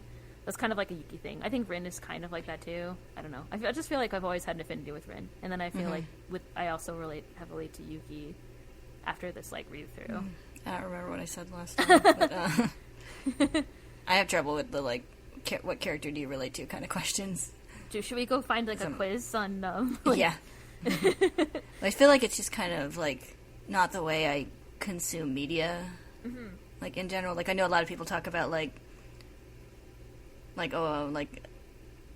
you know, like, people won't like this character because they can't relate to characters who are different from them and stuff like that. And it's like, I don't know, it's like, I don't really want to relate to the whole point is the characters to, like, of experience the different fiction things. I'm reading. Yeah. That's kind of why I gave, like, 2 answers. Yeah, they're a little. It's like a little bit of both. Like. Yeah, it's like, I mean, I do kind of relate to, like, some of Yuki's anxieties, like, early on, about the, like, especially, like, at that age. Like, the difficulty figuring out how to, like, interact with people and being jealous of the people who can do that so easily, envious of the people who can do that so easily. Yes. Yeah, and then, like, you just kind of have to come to terms with, like, I'm just a different kind of person, and, and have to figure out my own way of being around people. I think, like, I guess I relate to aspects of this story. Yeah, I relate more to themes in my media than specific characters. Yeah. Which makes sense, because, like, everybody, like, you're different at different times and different times in your life. Like, I don't feel like... Also, to create a character that has, like, a true personality of a person, I think would be quite complicated, and it's like, that's not the kind of character you want to read about. Like, characters have a set... They have, like, very set personalities, right? Characters have to make sense. People don't. Oh, yeah. So, having, like, I don't know, it's a more of a debate about... Or, like, an interesting question about, like, how you relate to what you're, like, consuming, but I feel like I relate more to, like, situations. So, like, the situation with Yuki, like, not being able to relate to other people, like, like, that's definitely relatable. And like more, I guess when I look, also it's takes place in high school now, like, we're well past high school, so, like, when I look back, watch the series, like, they're doing their like, parent-teacher conferences, and, like, that part of your life is really hard, where you have to decide. It feels like you're deciding your whole future. The secret that people in their late 20s and 30s will tell you that doesn't fucking matter, but, you know, like, probably most of the people who listen to this podcast are in their early 20s and 30s and know that already, but, like, yeah, you can always change your future, but it feels like you have to decide, like, such a weight when you're in high school to figure out what you're going to do, and I relate to that. Yeah, like, I do think, like, looking back, like, Kazuma's words to Kyo that we just saw in the anime, the whole, like, even if it takes you, like, twice as long, like, you know, I want to hear your answer, like, it's, you know, something everyone should hear at that age, I think. For sure. And it's, I think parents just want their kids to be, like, good parents just want their kids to be successful, like, and the way that manifests is not always like that, but it's, anyway. I was answering a longer question than what the person asked us, but, like, that's what I would say. It's like, I kind of relate to them, especially more. I don't know. Like, I honestly don't know why I relate to Rin. I just always like her and always feel like an affinity to her. I don't know why, but then with Yuki, it's like more. It's like his introspection. That's something that is a part of my personality that I've always had. It's like things. Like, I really overanalyze things, I think, in my life a lot, and he does that too. So. Yeah. Any last thoughts about that, or do you want to do next question? I think that's good. Okay. Yeah, so, these two kind of the same kind of question. Steven Universe on Tumble said, who would you say your top 3 characters are? And Jatam Mashiri 19 on Tumblr said, who would you list as some of your favorite characters? Let's see. I don't know if I can do a top 3. Well, I think Toru's one of my top 3, for sure. Yeah, I'll just list my favorites, and it's going to be a random number. That's fine. Toru is definitely great. I like Yuki a whole lot. Yes. Like Kakeru a whole lot, Momiji, Ayame, and Kyo, I guess. That's probably my... I guess. What's that, top 6? I definitely didn't count. I was using the time while you were talking to think about my favorites. I think, yeah. Sorry, you were going to say something else? I was going to say, I like most of them. Yeah. Like, most of the main characters. Like I like Akito a lot. She's really fascinating. And I like Shigure as a character. He's really fascinating. And yeah, I like Kotori a lot, but he hasn't been in as much lately, so I wasn't really thinking of him. But, yeah. I like Tori. Favorites, so Tori's one of my favorites. I think Machi more on this read-through. Yuki. This is also in no, particular order. Tori's definitely one of my, top favorites for sure. But, I like Kyo, but it's more, in the... he's... the thing about Kyo is, he's so dumb with, his issues. It's bro, you don't have to be responsible for everything. Anyway, yeah. It's fine, but he's such a nice, person that makes him a good character. Especially when he really, warms up to Toru in the, later half of the series, and he's, constantly, just, there to be kind to her. I always, appreciate that about him. Yeah. I think, I like Maiko a lot. I wish she was in the series more. I just like her because she's funny and she seems very kind. Yeah. Yeah. Also, it's for the same reason that I like Tori. He's also just seems really like a nice person who's just in a shitty situation. I like Akito as a character. I wouldn't say that she's necessarily one of my favorites, but I think she's interesting. Same with Shigure. They are required to make the series what it is, and you can't just have nice people in a series. That's how it works. Yeah. I like Shisho too. Good dad Shisho. Great teacher Mayako and good dad Shisho. Great dad Shisho. Great teacher Mayako. Yeah. Great dad Shisho. I think it's like you said, there's not a lot of characters that I don't like. There's just a lot that I kind of feel ambivalent about. I wish I could like Kisa more, but there's just not a lot going on with her in the series. I like her, but I wish that I don't know. There's not a lot to go off of in terms of how to what makes you like a character is how they react to stuff or how they think or what the actions they take in the story. And she's just doesn't have. There's no content to compute. Yeah, I don't know. That's probably more than 3. Yeah. Okay, next question. So Anon 42069 who left a name, a non-name that they wanted to be called by in their comment, which I appreciate because otherwise it would just be Anon. The Junishi's hair colors are all... I see what you did there. Yeah. Junishi's hair colors are all possibly found in human populations, but some of them, such as the snake, the dragon, seahorse, or whatever, could have had colors that aren't found in humans, such as red and green. Do you think this is because the curse was growing weaker, that they had more normal hair colors? Do you think in previous incarnations, the ones who ended up blonde or white-haired were instantly known as magical people? And do you think that each version of the cow, horse, etc., always has the same colors? Do you think there was the horse that was all white in one generation, or a calico cat dude? Why doesn't Kisa have stripes and Hiro's hair should have been curly? All good points. Well, as a side note, 99% of calico cats are female, so probably not. Could have been a calico cat lady, possessed lady. I think wasn't the cats in the anime the previous cat was represented with orange hair in the 2001 anime. And didn't they do the same? Did they do the same in the 2001 or 2019 anime? I actually don't remember. I'm not sure. I can't remember if we got a good look at his face. I think they just showed his face, but in the shadows. Yeah. And of course the manga's in black and white, so we wouldn't have seen it. Yeah. But, I mean, it looked like he had lightish hair, I guess. So I think the implication, at least on if the direction in the anime that we just slammed is to be taken, is that they probably had the same hair colors, but yeah. I would assume they would be the same because it's the same spirit. Yeah. It's of those original animals, yeah. It's an outward manifestation of the spirit that's possessing them. So yeah, it is the same. Actually, that's a good point. It probably is the same. I don't know. It's the same possession over and over again, in theory. Yeah. I'm assuming the original snake was white, so all of the snakes have been white, and people have had white hair. So probably. There's shaggy sheep too. I mean, yeah. Yeah, and he's also the sheep/goat, so... That's true. Yeah, he could have goatee hair. Okay.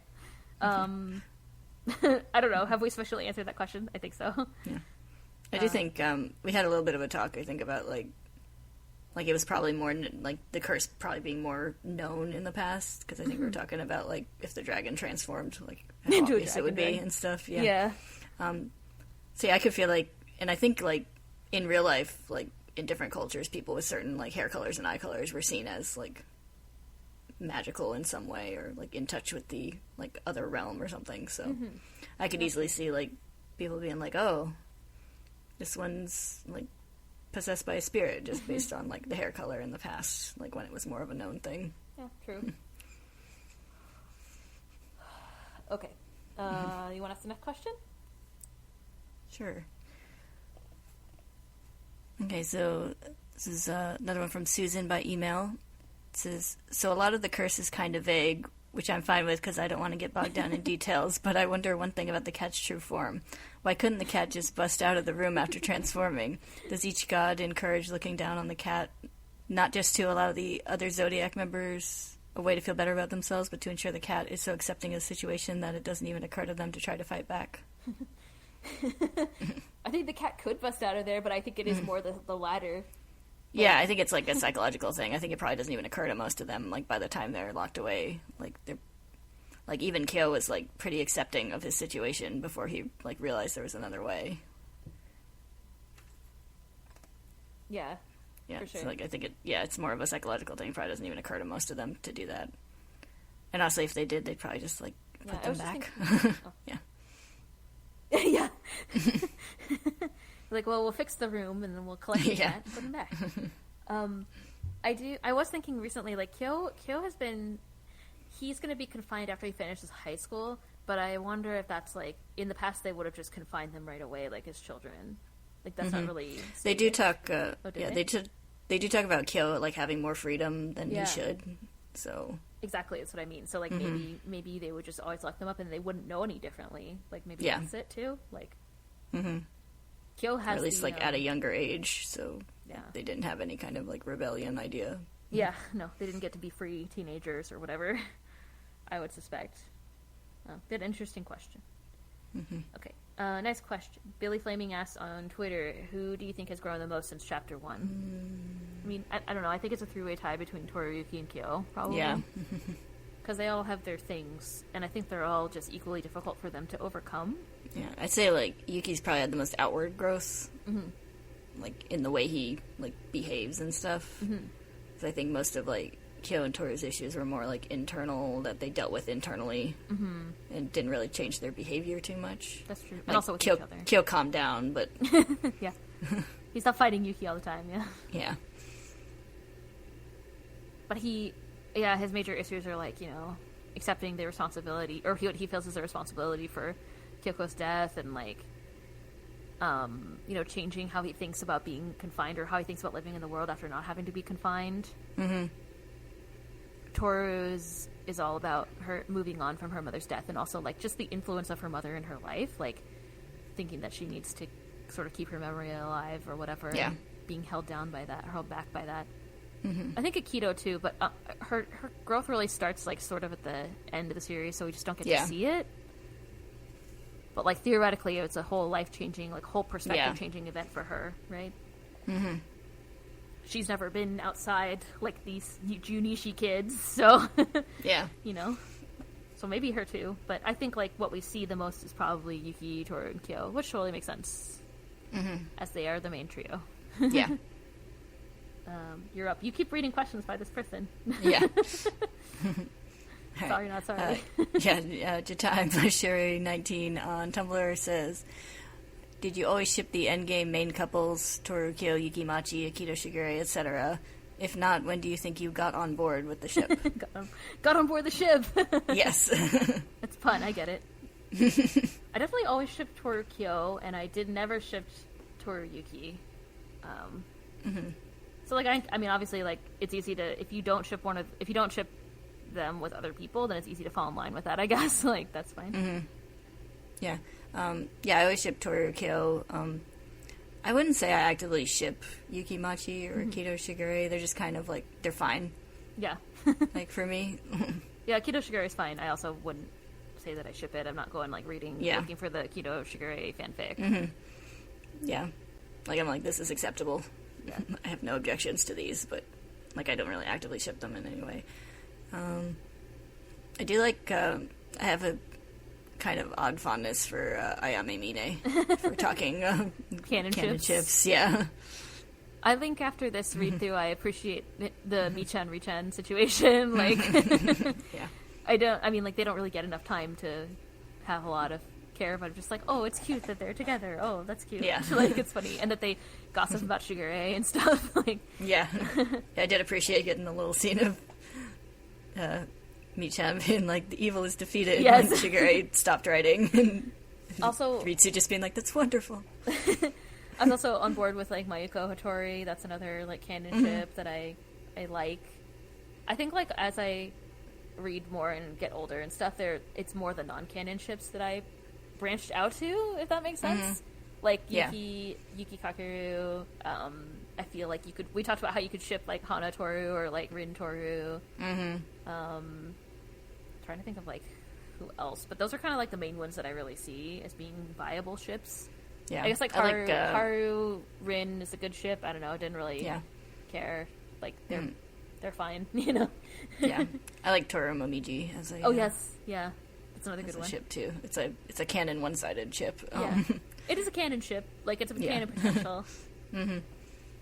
I don't think, like, to me, it doesn't seem like Yuki Toru was ever really canon potential, even though they get a lot of, like, shippy scenes together, but it just never really seemed right, and that's the point, I think, to me at least. Like, they got teased at the beginning, but, like, we started getting hints at the like, he sees her as a mother thing pretty early on. Yeah. Like, earlier than people think, I think, when they're, like, object to that development. Yeah. Well, because they which is fair, as romantic, you know? Yeah, and which is fair if you've been reading it along, like, just seeing ship teasy stuff, and then all of a sudden you find out, you come to the point where he's like, oh, I thought of her as a mother, you're like, wait, what? What? But, like, yeah, I think it is, like, more obvious if you're looking for it pretty early on. Like, yeah.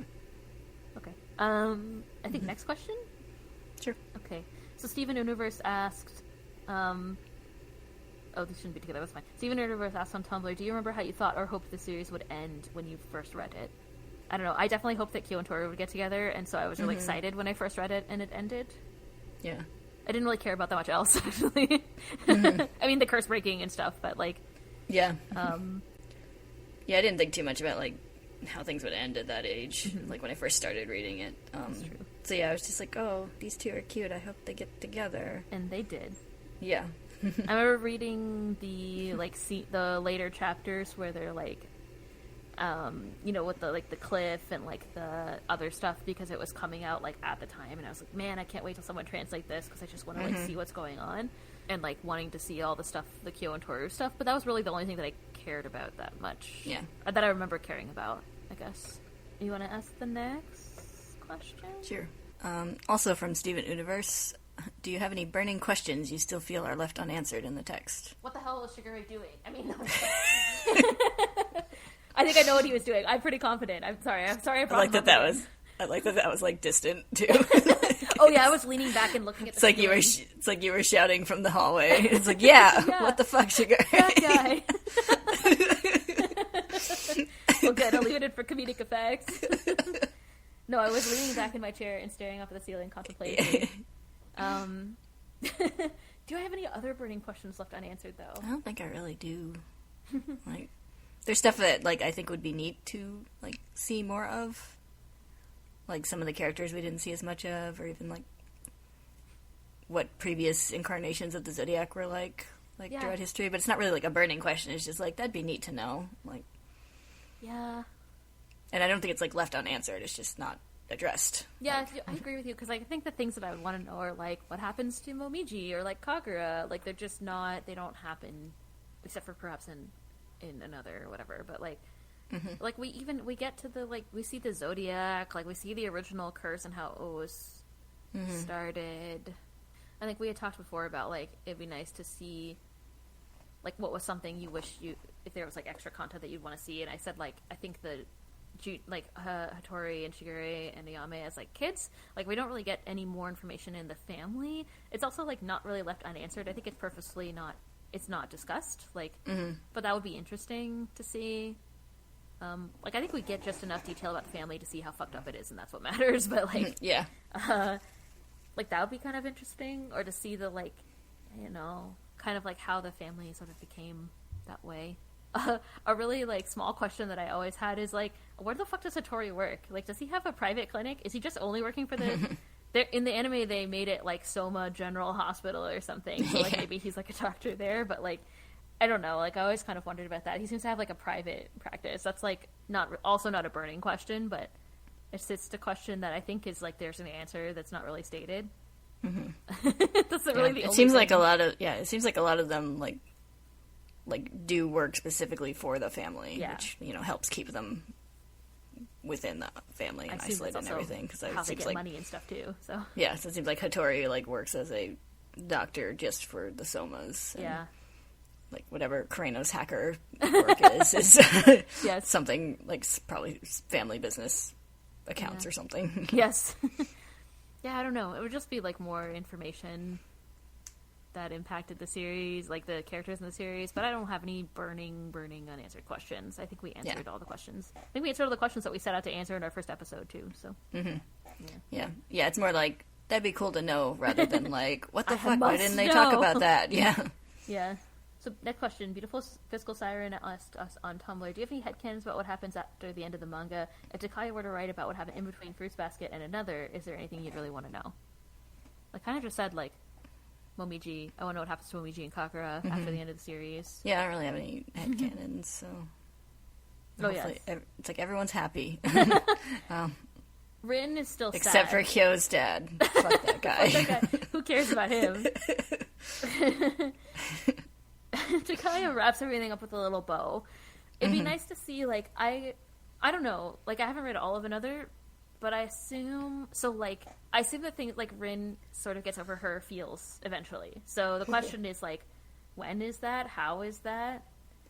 I assume that because of, like, stuff in another that I guess I don't want to talk about in case of spoilery. I don't know where people are at with another, but, like, or where, you know, if they've read it or care or whatever, but, like, some point people move on, so, like, it'd be interesting to see, like, how does that happen for, like, Rin, because she's still so tied up in her feelings, and, like, does she ever like make up with Akito? Like, what is their relationship like? Akito is also, like, ill, so, like, what, right? Like, just like Akira, so, like, what is the future like for her? And she's doing all this stuff in the family, so, like, what's going on with the family? Like, that's kind of interesting to know, maybe. It'd be interesting to see what her relationship was like with Shigure.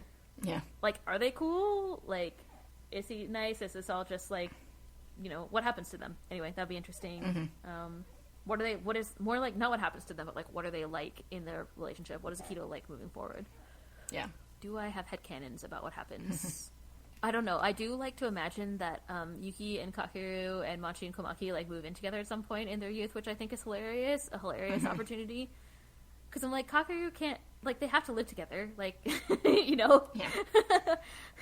Like, Yuki's planning to move to this, like, apartment or whatever, but, like, my headcanon is that they would be roommates at some point. And, like, struggle through college together. Someone has to cook for Yuki so he doesn't die. So he doesn't set his apartment on fire. And that person is Komaki, and then they move in together, and then Komaki cleans everything, and, like, or maybe Kakeru cleans everything. Maybe he's the, like, secretly neat one. Yeah. But I think that would be a funny, like, Friends-esque sitcom if they all moved in together. So it's like alternative poly romance. Yes. I mean, 4 of them. That's fine. That would be fine. I guess, like, that's... Yeah, I'm not joking. No, I know you're not. I'm just laughing because it's a great idea. That would be something that I would enjoy. I mean, I think, like... same with, like, Kyo and Toru, like, what is their life like? Where do they go? Like, what is the, you know, like, I don't know. Don't you just want to know, like, what it's like? What they're like? Okay, that's basically my answer. It's like, yeah, I just want to know. Ask them my questions and get some answers. Yeah. Like, what's a fire and why does it burn? Takaya recently posted a tweet. I wish I could find it so I could maybe read it, but it was, like, talking about their ability to drink, like, if Toru, because she said something about how, like, watching the voice actress for Toru, like, drink made her think about what, you know, like, at whatever work events and stuff, made her think about what the kids would be like, because they're, like, kids, so she didn't think about it. And I can't remember exactly what she said, but I just think it's funny to also imagine that, too. Like, they're so young. What are they like as young adults? It would be funny to find out. Anyway, that's my a long-winded answer. It's basically like, Okay, I don't know. I do have a head. Okay, yes. I do have a headcanon. Yuki can drink everyone under the table. Probably without blinking. Yeah. He like doesn't even try. He's just like, "What's wrong with you guys?" They're all like passed out. It's like, Yeah. man, this is no fun. He's one of those people that's like, alcohol doesn't affect me. I drink like Yeah. 10 drinks and nothing happens, and you're like, fuck you. Yeah.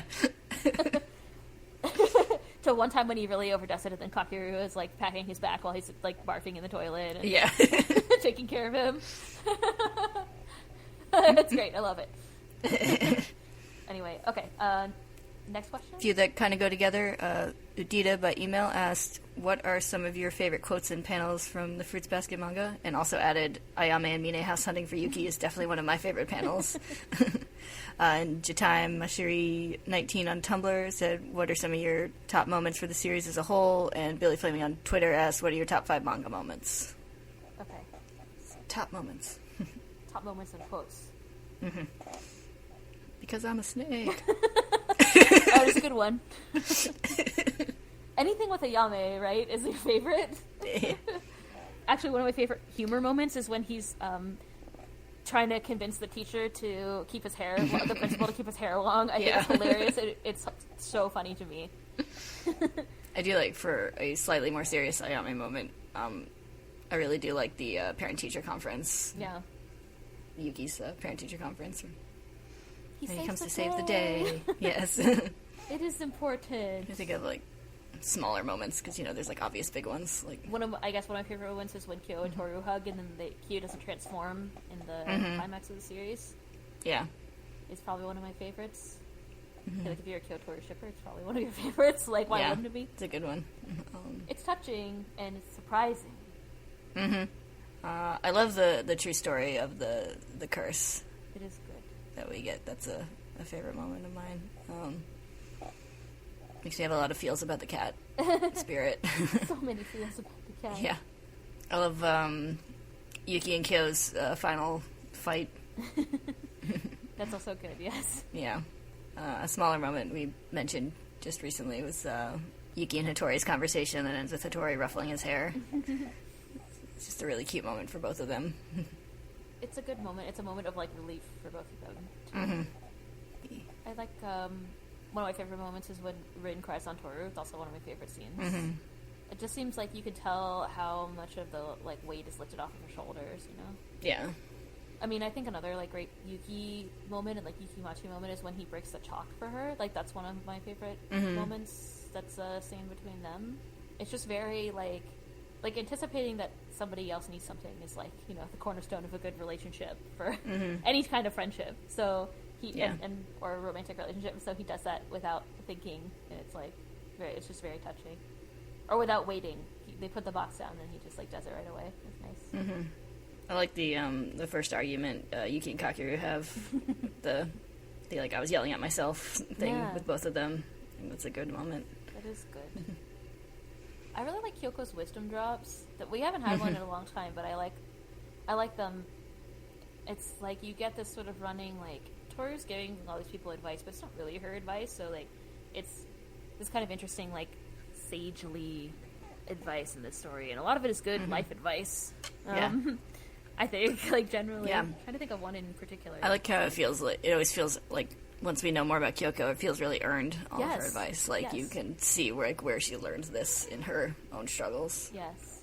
I love also when Kyoko, Uo's trying to leave her gang, and Kyoko shows up and, like, saves her. That's another great moment, I think. Yeah. And when Uo is like, I want to be Toru's friend, and, like, starts crying, that's also great. I like that a lot. It's also very touching. I also like the moment, like, earlier when she's, like, in their house and is just, like, uncomfortable being in a happy family home, like, doesn't know, like, why or what to do with herself. I really like that in the anime where you hear all these, like, sounds that are just like a house in the evening, and she looks so uncomfortable. Like, oh, my other favorite moment is when Yuki turns around and does his creepy thing where he goes and takes the rats to dig out her shit.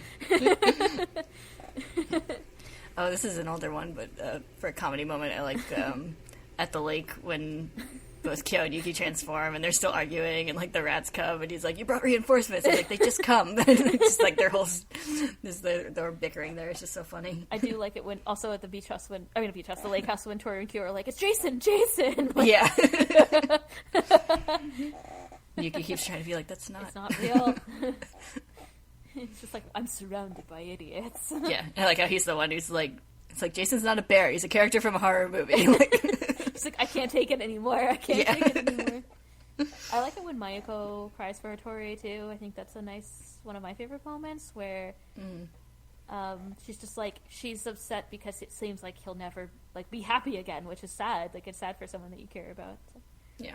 I don't know if it's like a moment, but there's those panels. The very first time we had one of those like a series of like quiet panels where it's Yuki going to school when he's worrying about like he's thinking about Hakyo. It's like right before the beach when he goes and meets the student council, or he goes and meets Kakeru and Machi, and he's like walking to school. He leaves Shigeri's house and he's like thinking about himself. And thinking about the struggles that he's going through and stuff, and like, there's that nice set of panels where it's just like empty, and you see like the sky. He looks up at the sky and stuff. I really like that moment. It's not because of it's a poignant moment, but I also like the way it's treated in the manga. So. Yeah. And the anime was good too, I think, but particularly I noticed it in the manga this time when we read through it. Mm-hmm. There's so many good ones. I also like the Very Foolish Traveler, like the way that it's repeated through the story too. Yeah. Oh yeah, I really like when like Momiji's like not able to defend Toru against Akito in the lake and at the beach house. Yeah. And then like afterward when he like comes back and like tries to apologize and can't and just starts crying and like Toru hugs him. I think that's a really sweet moment. One of the early good moments too with Momiji and Toru that I like is when he's talking about his mom, and then he's like, it's a secret, and they that's like when they start to get really connected. Mm-hmm. Yeah, I like the bit we're about to get in the anime too, when she breaks into the main house and comes over to Momiji, and he like he's just so like affectionate with her. Like, yes. How he like helps her in and like brushes off her skirt and yeah. And then like they have their like conversation, and it's just like it's a very like just nice emotional connection between the two of them. It is. It's a nice scene, and then he says that he wants to play a song for her, and she says he wants to wish upon a star, which is very sweet. Mm-hmm. I mean, I think like speaking of sneaking in the house, like Sword of Cinderella is a great moment in the story. I enjoy it very much for humor purposes, really. Yeah.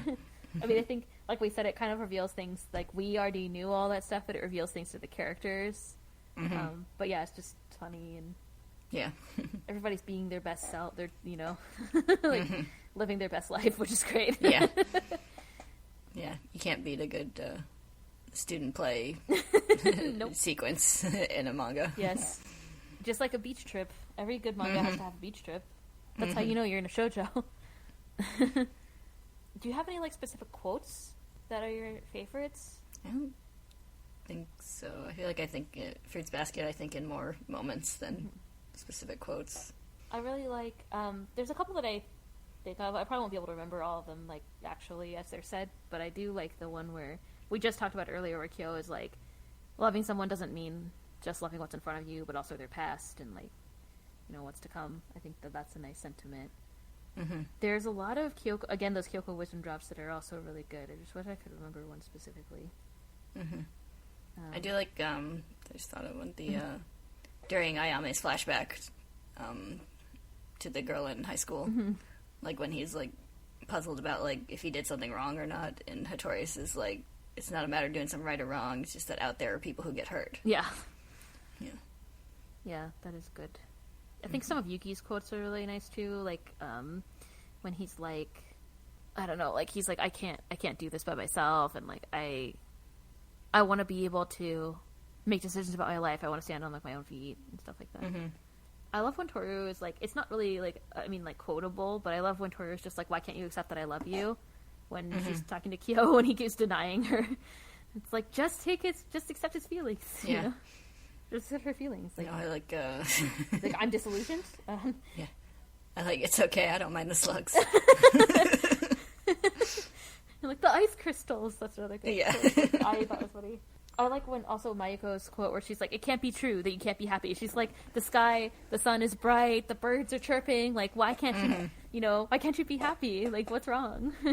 Yeah. I like that. Yeah, I guess if you want to go classic quotes for Fruits Basket, you gotta have, when the snow melts, it becomes spring. Yes. Yes, of course. And, like, there's a, whatever. There's a new emoji on your back. It's not really a quote, but that scene too. I'm just gonna look at the episode. I usually pick quotes that I like for the episode titles. Like, I should just die. Oh, it's my favorite quote from Furuba. Steamy Oats and Heartful Tour. That was really funny. Someday I'll be strong enough my memories can't defeat me. That's one of the episodes with Moichi, and I think that's like Toru's quote. That's a good one. Mm-hmm. Oh, one of the ones that I remember from Yuki is like, the enemy that I should always be fighting is in myself or inside me. Mm-hmm. I like that quote. Yeah. That's how I feel. A lot. Oh yeah, Kyoko's wisdom drop. It feels like crap, but it'll help you grow. That's also one of my favorites. Yeah. I have to open the tightly closed lid. Is that a good quote? Yeah. There's an episode called Hope Will Return to You Again and Again. I just kind of like admire Yuki's general, like, he seems like kind of pessimistic on the outside, but his like internal thoughts are so like hopeful for the future. Which is nice. Mm-hmm.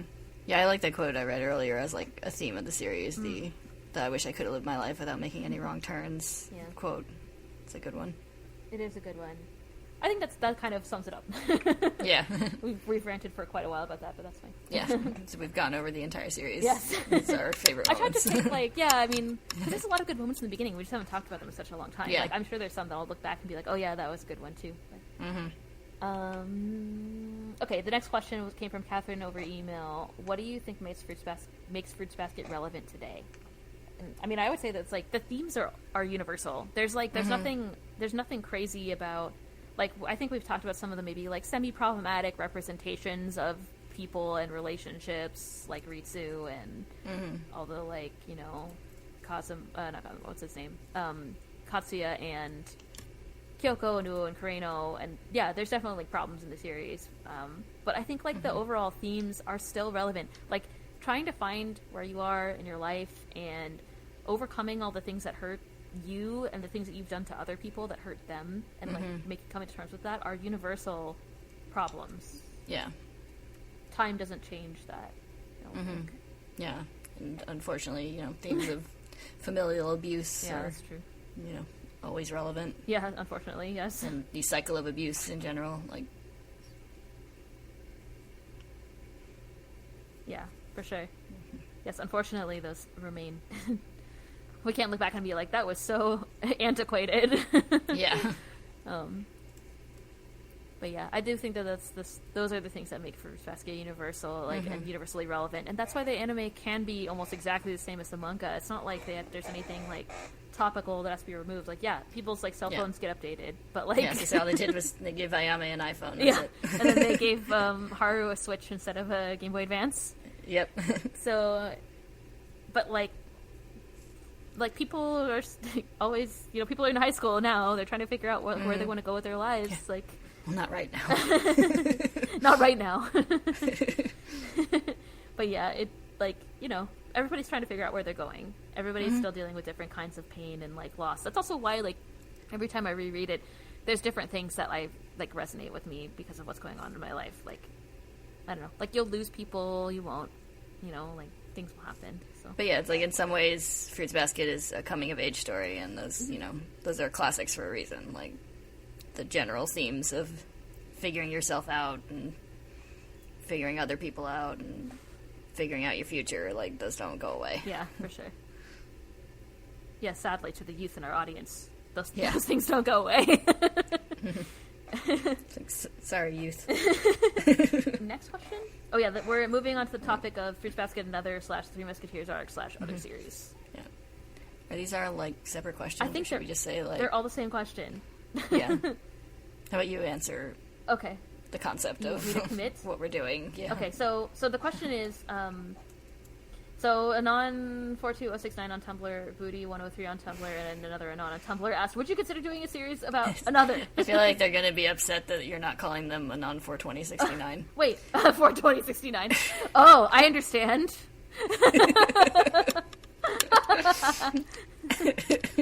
I'm gonna go lay down. I just can't. I just can't anymore. Oh, you think you're fucking funny? Huh? Do you? Anyway. You are. So I said I see what you did there. Yeah. I didn't. I was just like, oh, yeah. It's fine. Yes, we've heard of the sequel series. I've read like a little bit of it a long time ago when it was first coming out, so I don't think I've read any official translations of it. I think we could do, so I don't know. I don't see what content there is in the Three Musketeers arc. Like, isn't it just Takaya does all these special, like, promo comics for, like, when things come out. So, like, if you have, like, any of the special edition things or, like, the Fruits Basket fan books or any of those things, there's, like, extra omake and stuff that are in there that are for, like, when CD dramas come out. And, like, Three Musketeers is a thing that's commemorating the release of the anime. It doesn't seem like there's a lot of content to me. Like, I've read them, but I'm just like, yeah, there's a couple, like, jokes and stuff and, like, things, but I honestly don't really see, like, deep themes of them. I'm willing to read another as a special. Maybe we'll do that later. I don't know. We don't have any specific plans for that now. I'm not, like, against it. I just haven't really read it. Thoughts? Yeah, I've read like a chapter, maybe two, of another, so. Yeah, I'm, again, not against it. That what I would be willing to cover someday, but probably as like a one-off. Like, I don't think we would do a long special. I think it's like only 3 volumes. I was also hesitant before because I was waiting for it to like finish, but I think it is finished now, so I'd be willing to do a special. No, I'm not going to commit to a specific time, but yeah, someday. The answer is maybe. Well, we did say we would like maybe cover the anime, and we've done that, so like yeah. Or it was like maybe we'll cover it in detail, and we did it. So I wouldn't mind doing it eventually, but we're so Steven Universe asked, do you think you might cover maybe like cover it after FMA? So like maybe, I don't know. That's a long time from now too. So are there any other series we're thinking of covering? The only other series we're thinking of covering right now is FMA. So which is Fullmetal Alchemist. Oh, Fullmetal Alchemist. Uninitiated. They know. I mean, I don't know. I don't know if people know. Sure, most know. Probably. Yay, I know, it's so exciting. I'm really excited because I love Furuba, but we've been reading this for like, I've been thinking about Furuba for like a year. So it'll be nice to, I think about Furuba all the time. Else. Yeah, well, it'll just be nice to like read it. I haven't read FMA before in detail. Like I remember reading it a bit when it was serialized, but like, I don't know. I haven't read it in a long time, so I'm excited. So yeah, that's the answer to that question is like, for Three Musketeers, I'm going to say no.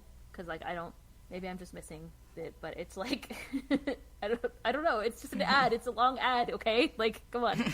And another I would do, but I think we would just do it as a special, and like, we don't have a set timeline, but I'm not opposed to doing that. So yeah, it's a hard maybe, I guess, but I appreciate everybody asking. Yes. We know about it too. So, okay. I answered this and I asked it. So do you want to do, next questions are about us and our pets. So, okay. All right, we got a non-42069 on Tumblr asks, we know Kayla has pets. What about Ellen? Yes, that's me. My name is Ellen. I have 3 pets. So I have, I forget, I think, so like I have 2 kittens. Their names are Haku and Howl. I will edit in sounds of them meowing for you. Are you calling me? What do you want? They're cute. I didn't have them when the series started. They're like, it's July, so they're like February, March, April. Yeah, they're like 5 months old. So we only got them a couple months ago, and they're real cute and fluffy. They're like Siberian cats, and they're going to be super fluffy and huge when they grow up, and I appreciate that about them. I also have 1 fish. I used to have like a fish tank that had these fish. A type of, I can't remember, I feel like we talked about this in an animal break or something at some point. Like, I must have talked about the fish, but I forget. Maybe that was a cut. I don't know. But I had I've had fish tanks for a long time, and I had a fish tank that had this type of fish that's a live breeding fish, which is like a guppy. So if you've ever had guppies, they can breed a lot. And I had these fish called platies, and they kept having babies, and I was like, this is bad for their genetics. Like, they're all inbred and stuff. So I took all the babies I took what I thought was all of the babies to like the pet store for them, where they resell the fish, and it's fine. They went off to like grow up in the plant fish tank, which is great. I'm totally fine with it. But one of the babies, they were really, really small and kind of translucent at the time. One of them escaped my net, and I was like, well, you deserve it. So that fish still lives with me, and her name is Crumb Caramel. Not that it matters much, but So she's just chilling. There's one fish that I keep and keep her, but I probably won't get more fish after that. I don't know. We'll see. What will your cats look at? I don't know. They'll have to just watch TV or whatever. I do want to have goldfish, but I don't know. Maybe someday. Maybe later. Anyway, they have a lot of plants. They can keep playing with my plants. One of them started digging in one of the plants recently. I'm like, you asshole. Yeah. Okay. The next questions were, so they're kind of the same or similar. Decimal Caps asked on Tumblr, and Catherine asked us by email. I'm wondering about your bird. What kind of bird is he? How old is he? Does he like to hear you guys talk, or is he one of those animals that like wants to butt in or stop other people's conversations? And like, Catherine asked, what kind of bird is Bowie? So give us the deets on Bowie. Bowie is a green cheek conure. He's cute. Which is he's a little parrot. They're a fun species. People say they have big bird personalities and little bird bodies, and he definitely has a big personality. He is 7 years old now. Oh, he's so old. I never really thought about that. He's a second grade? Yeah. Are you smarter than a Bowie? I mean, yeah. And they can live to be like 20 or 30, so wow. Hopefully he'll be around for quite a bit longer. Oh, that's nice. He likes attention, so like I don't think he really cares about people talking or not, but if we're not paying attention to him, that's when he's like, please pay attention to me. I can hear him going right now. Yeah. It's really cute. I don't know if it comes through on the like. Sometimes it does. I'm pretty sure I've edited in like one or. I mean, that's probably what people are asking because he makes like little noises. So he makes some. He's like does his little screams, his scream as we call it, and then that like noise, which is my favorite personally. Yeah. Yeah. Most of his noises are quiet. You guys probably mostly hear the screams, but he makes lots of little like kind of mumbly noises. When we're recording, I almost always have him like hanging out like on my lap or like on the desk. So, oh yeah, nobody. Usually when he screams is when he decides to go wander off somewhere, and then he's like, "I'm bored, come get me." I was gonna say nobody hears the cats because they're not in here, and like normally I record in the closet, so they're like they're never there. So, and they're pretty quiet, I guess. But. Yeah, he lives next to my desk, so there'd be no way to put him away and record. He's normally pretty quiet. I've only had to edit out a couple screams, generally speaking. Yeah, he's usually pretty good because like I give him attention while he's hanging out, and that's usually enough. Like he'll like snuggle up to my hand or whatever, and I'll pet him. So he's usually pretty good. You said that he charms all of your coworkers when you bring him in. Yeah, he's real charming. He's good at charming people. He doesn't let the outside world know how annoying he is. Is that sufficient information about Bowie? I mean, probably. Hopefully. Anon42069 on Tumblr asks, kind of unrelated, but what are your favorite Disney princesses? If you don't like them or what they stand for, that's cool too. I think that people who think that Disney is evil are wrong, but that's just my opinion. Yeah. I don't get it. I don't understand. It's like I think they're like moderately evil, but I don't think they're like any more evil than like any other company. So I think that people just love to hate on Disney. So I don't really get the like particular hate. So yeah, I haven't thought about my favorite Disney princess in a long time though. I should have prepared for this. Here, I'm looking up what the official roster is. Oh, that's a good idea. You know, there's ones that aren't official. You have to answer the question with the most detail possible. Yes, a complete list of official Disney princesses. Let's see. We got Snow White, Cinderella, Aurora, Ariel, Belle, Jasmine, Pocahontas, Mulan, Tiana, Rapunzel, Merida, and Moana. So all of them, basically, are on the official list now. There's also going to be a question for me, I think that's similar to the question before where we answered with, like, a bunch of favorite characters. Yeah. Because I think I like a lot of them for different reasons. So, I always liked Mulan because I think I saw that movie and I was, like, maybe, I don't know, like 9 or 10 or something. And being like... I disagree with her being on the list. Oh, really? She's not a princess in any way, shape, or form. She's a harrow. Yeah. But I agree with her, the concept of her being on the list, because she deserves the same attention as all the others. I guess. Yeah, like she's a lead. She's the lead of her film. But I feel like I identified with her being like, I don't know how I fit in. How do I be a better like daughter? Am I doing the right things? I feel like as a young lass, that was something that I identified with a lot. So she's one of my favorites. I admire Tiana's like devotion to her career and her work ethic.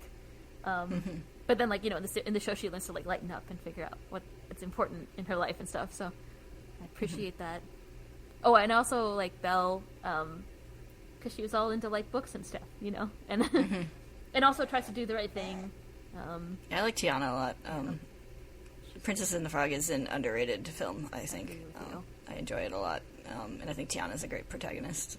Like, her, like, takes no shit attitude. It's the only way that you can deal with Naveen, so. Yeah. It's like he has a lot of shit, so you have to take no shit. That's what makes her great. She's a great character. Yeah. I like Moana a lot, too. I do, too. She's very determined to do something that no one will explain to her how to do. Like, she's kind of determined to figure things out on her own, and I respect that. Yeah. And she has a great I Want song. So. Yes. I Want song. See the line, it's the sea, here calls me. Yes. That one. Yeah. I think Tiana does too. Like, I like Almost There. It's like one of my favorite Disney songs. It's really good. And yeah, I like Belle too for walking Nerd. around reading books without falling. Appreciate that. I like when in Bonjour when she's like narrating the book to the like sheep because she's read it so many times or whatever. It's like great.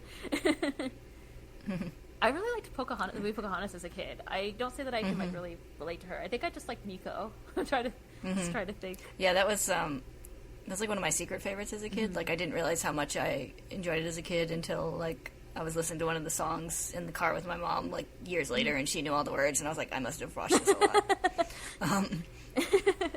We had Pocahontas plates, like little kids' plates in my house, so I guess we liked it a lot. I remember watching it a lot. As far as the old school ones, I like Aurora. I'm trying to think if I have like a old school preference. Like I haven't seen Sleeping Beauty. Or not Sleeping Beauty. I've seen Sleeping Beauty recently. I haven't seen Snow White recently. I don't think Snow White holds up very well. No, like it's you know, iconic and like defined a genre, but defined a medium. Yes. I guess. Yeah, the genre was defined by like the Brothers Grimm or whatever. Yeah.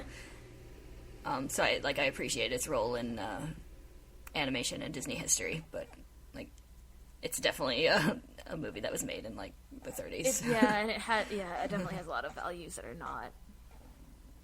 I don't know, like, it's not appealing. I think that was the first movie that I saw in movie theaters as a little kid. I remember seeing it. Yeah, I guess they must have like released it or something. Mine was Lion King. Oh, well, that's good. Lion King's a good movie. How come now it's not on the list? I mean, yeah, she's an actual queen. That's true. Well, she's a queen. Is she a princess? She's a queen, I guess. Yeah, I don't know. I mean, I guess Kiara. She was a princess. They should have called her the Lion Princess, not the Lion King, too. Yeah. Although I guess Simba's there, so, It's the Lion King also, because it's mostly about Kiara, but he's there too. Yes. and Simba. Yeah.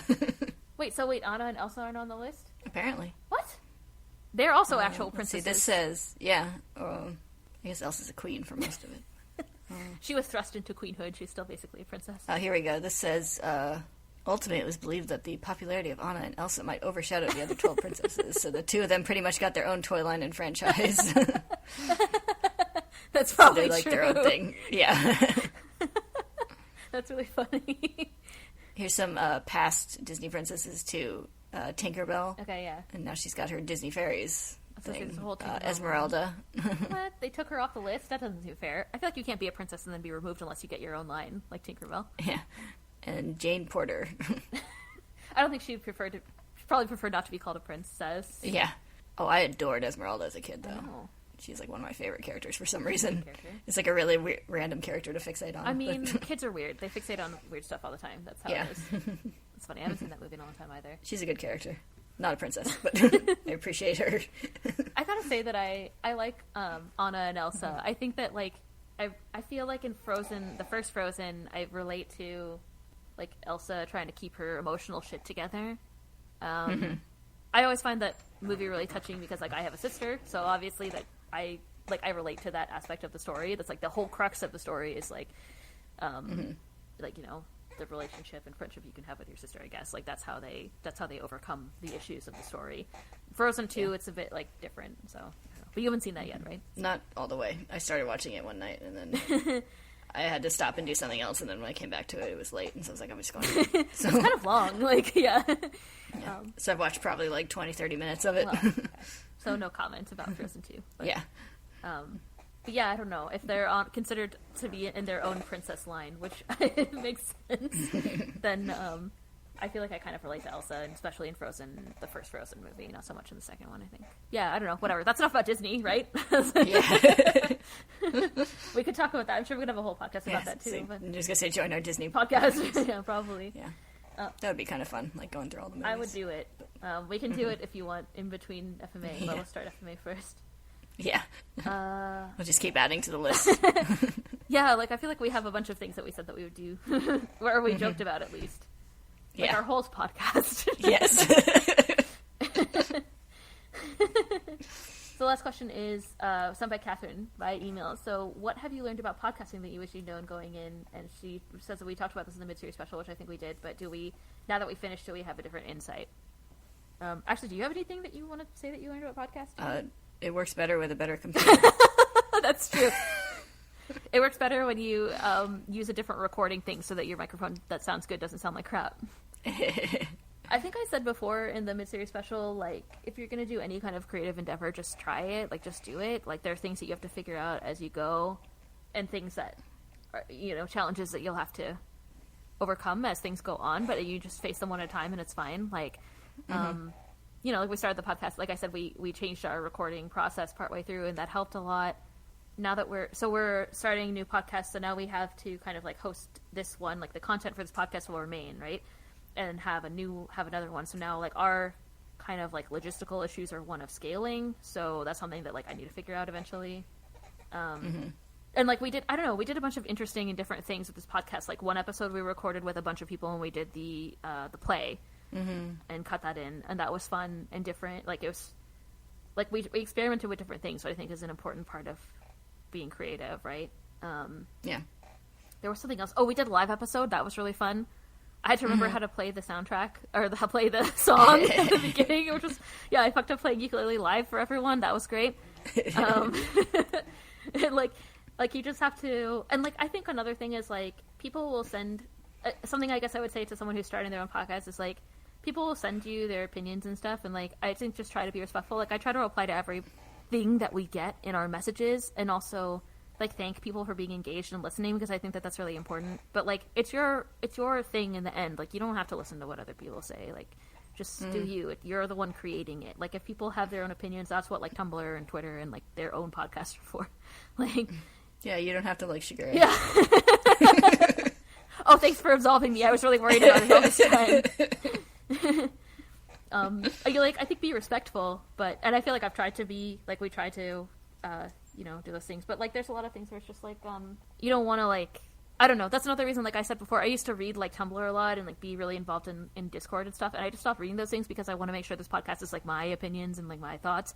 Everybody else's opinions and stuff are out there, like you can go find them. So like that's kind of the way that I approach it now. But I guess what I'm trying to say is like just you do you. Like it's if you're not having fun, don't do it. Like there's no pressure for you to keep like continue. Like we do this podcast because we enjoy it, and that's what I have to say about that. That goes for any creative thing, not necessarily just podcasting. But if it's a pressure, don't do it. It should be fun. Yeah, I guess as a side note, so Catherine's releasing a podcast called Furuba Babes, and they have a Tumblr. That looks like the first episode just came out today, so we're recording on Saturday. So if you want some more Furuba content, I think you should check it out. I'm gonna try to listen to it after this. You should go check that out. Woo! I know, it's exciting. So yes, congrats on releasing your first episode also, because that's you have to get into the App Store and shit or whatever, and that's annoying. So yeah, good. Congrats to you and the rest of the hosts. Yes. That's our last question. So that's the end of our episode. That's the end of our manga series. Oh, God. I feel so weird because we're going to be back next week for anime, but like whatever. Yeah. It's a lot. We've done a lot, and we've talked about a lot of things. I don't know. I hope everyone enjoyed it. I appreciate. Thank you all for listening, and like I said, being engaged and sending us questions. Like this podcast, there's no isn't a podcast if nobody listens. Like Yeah. If the podcast falls in the woods and no one's around to hear it, actually make a sound.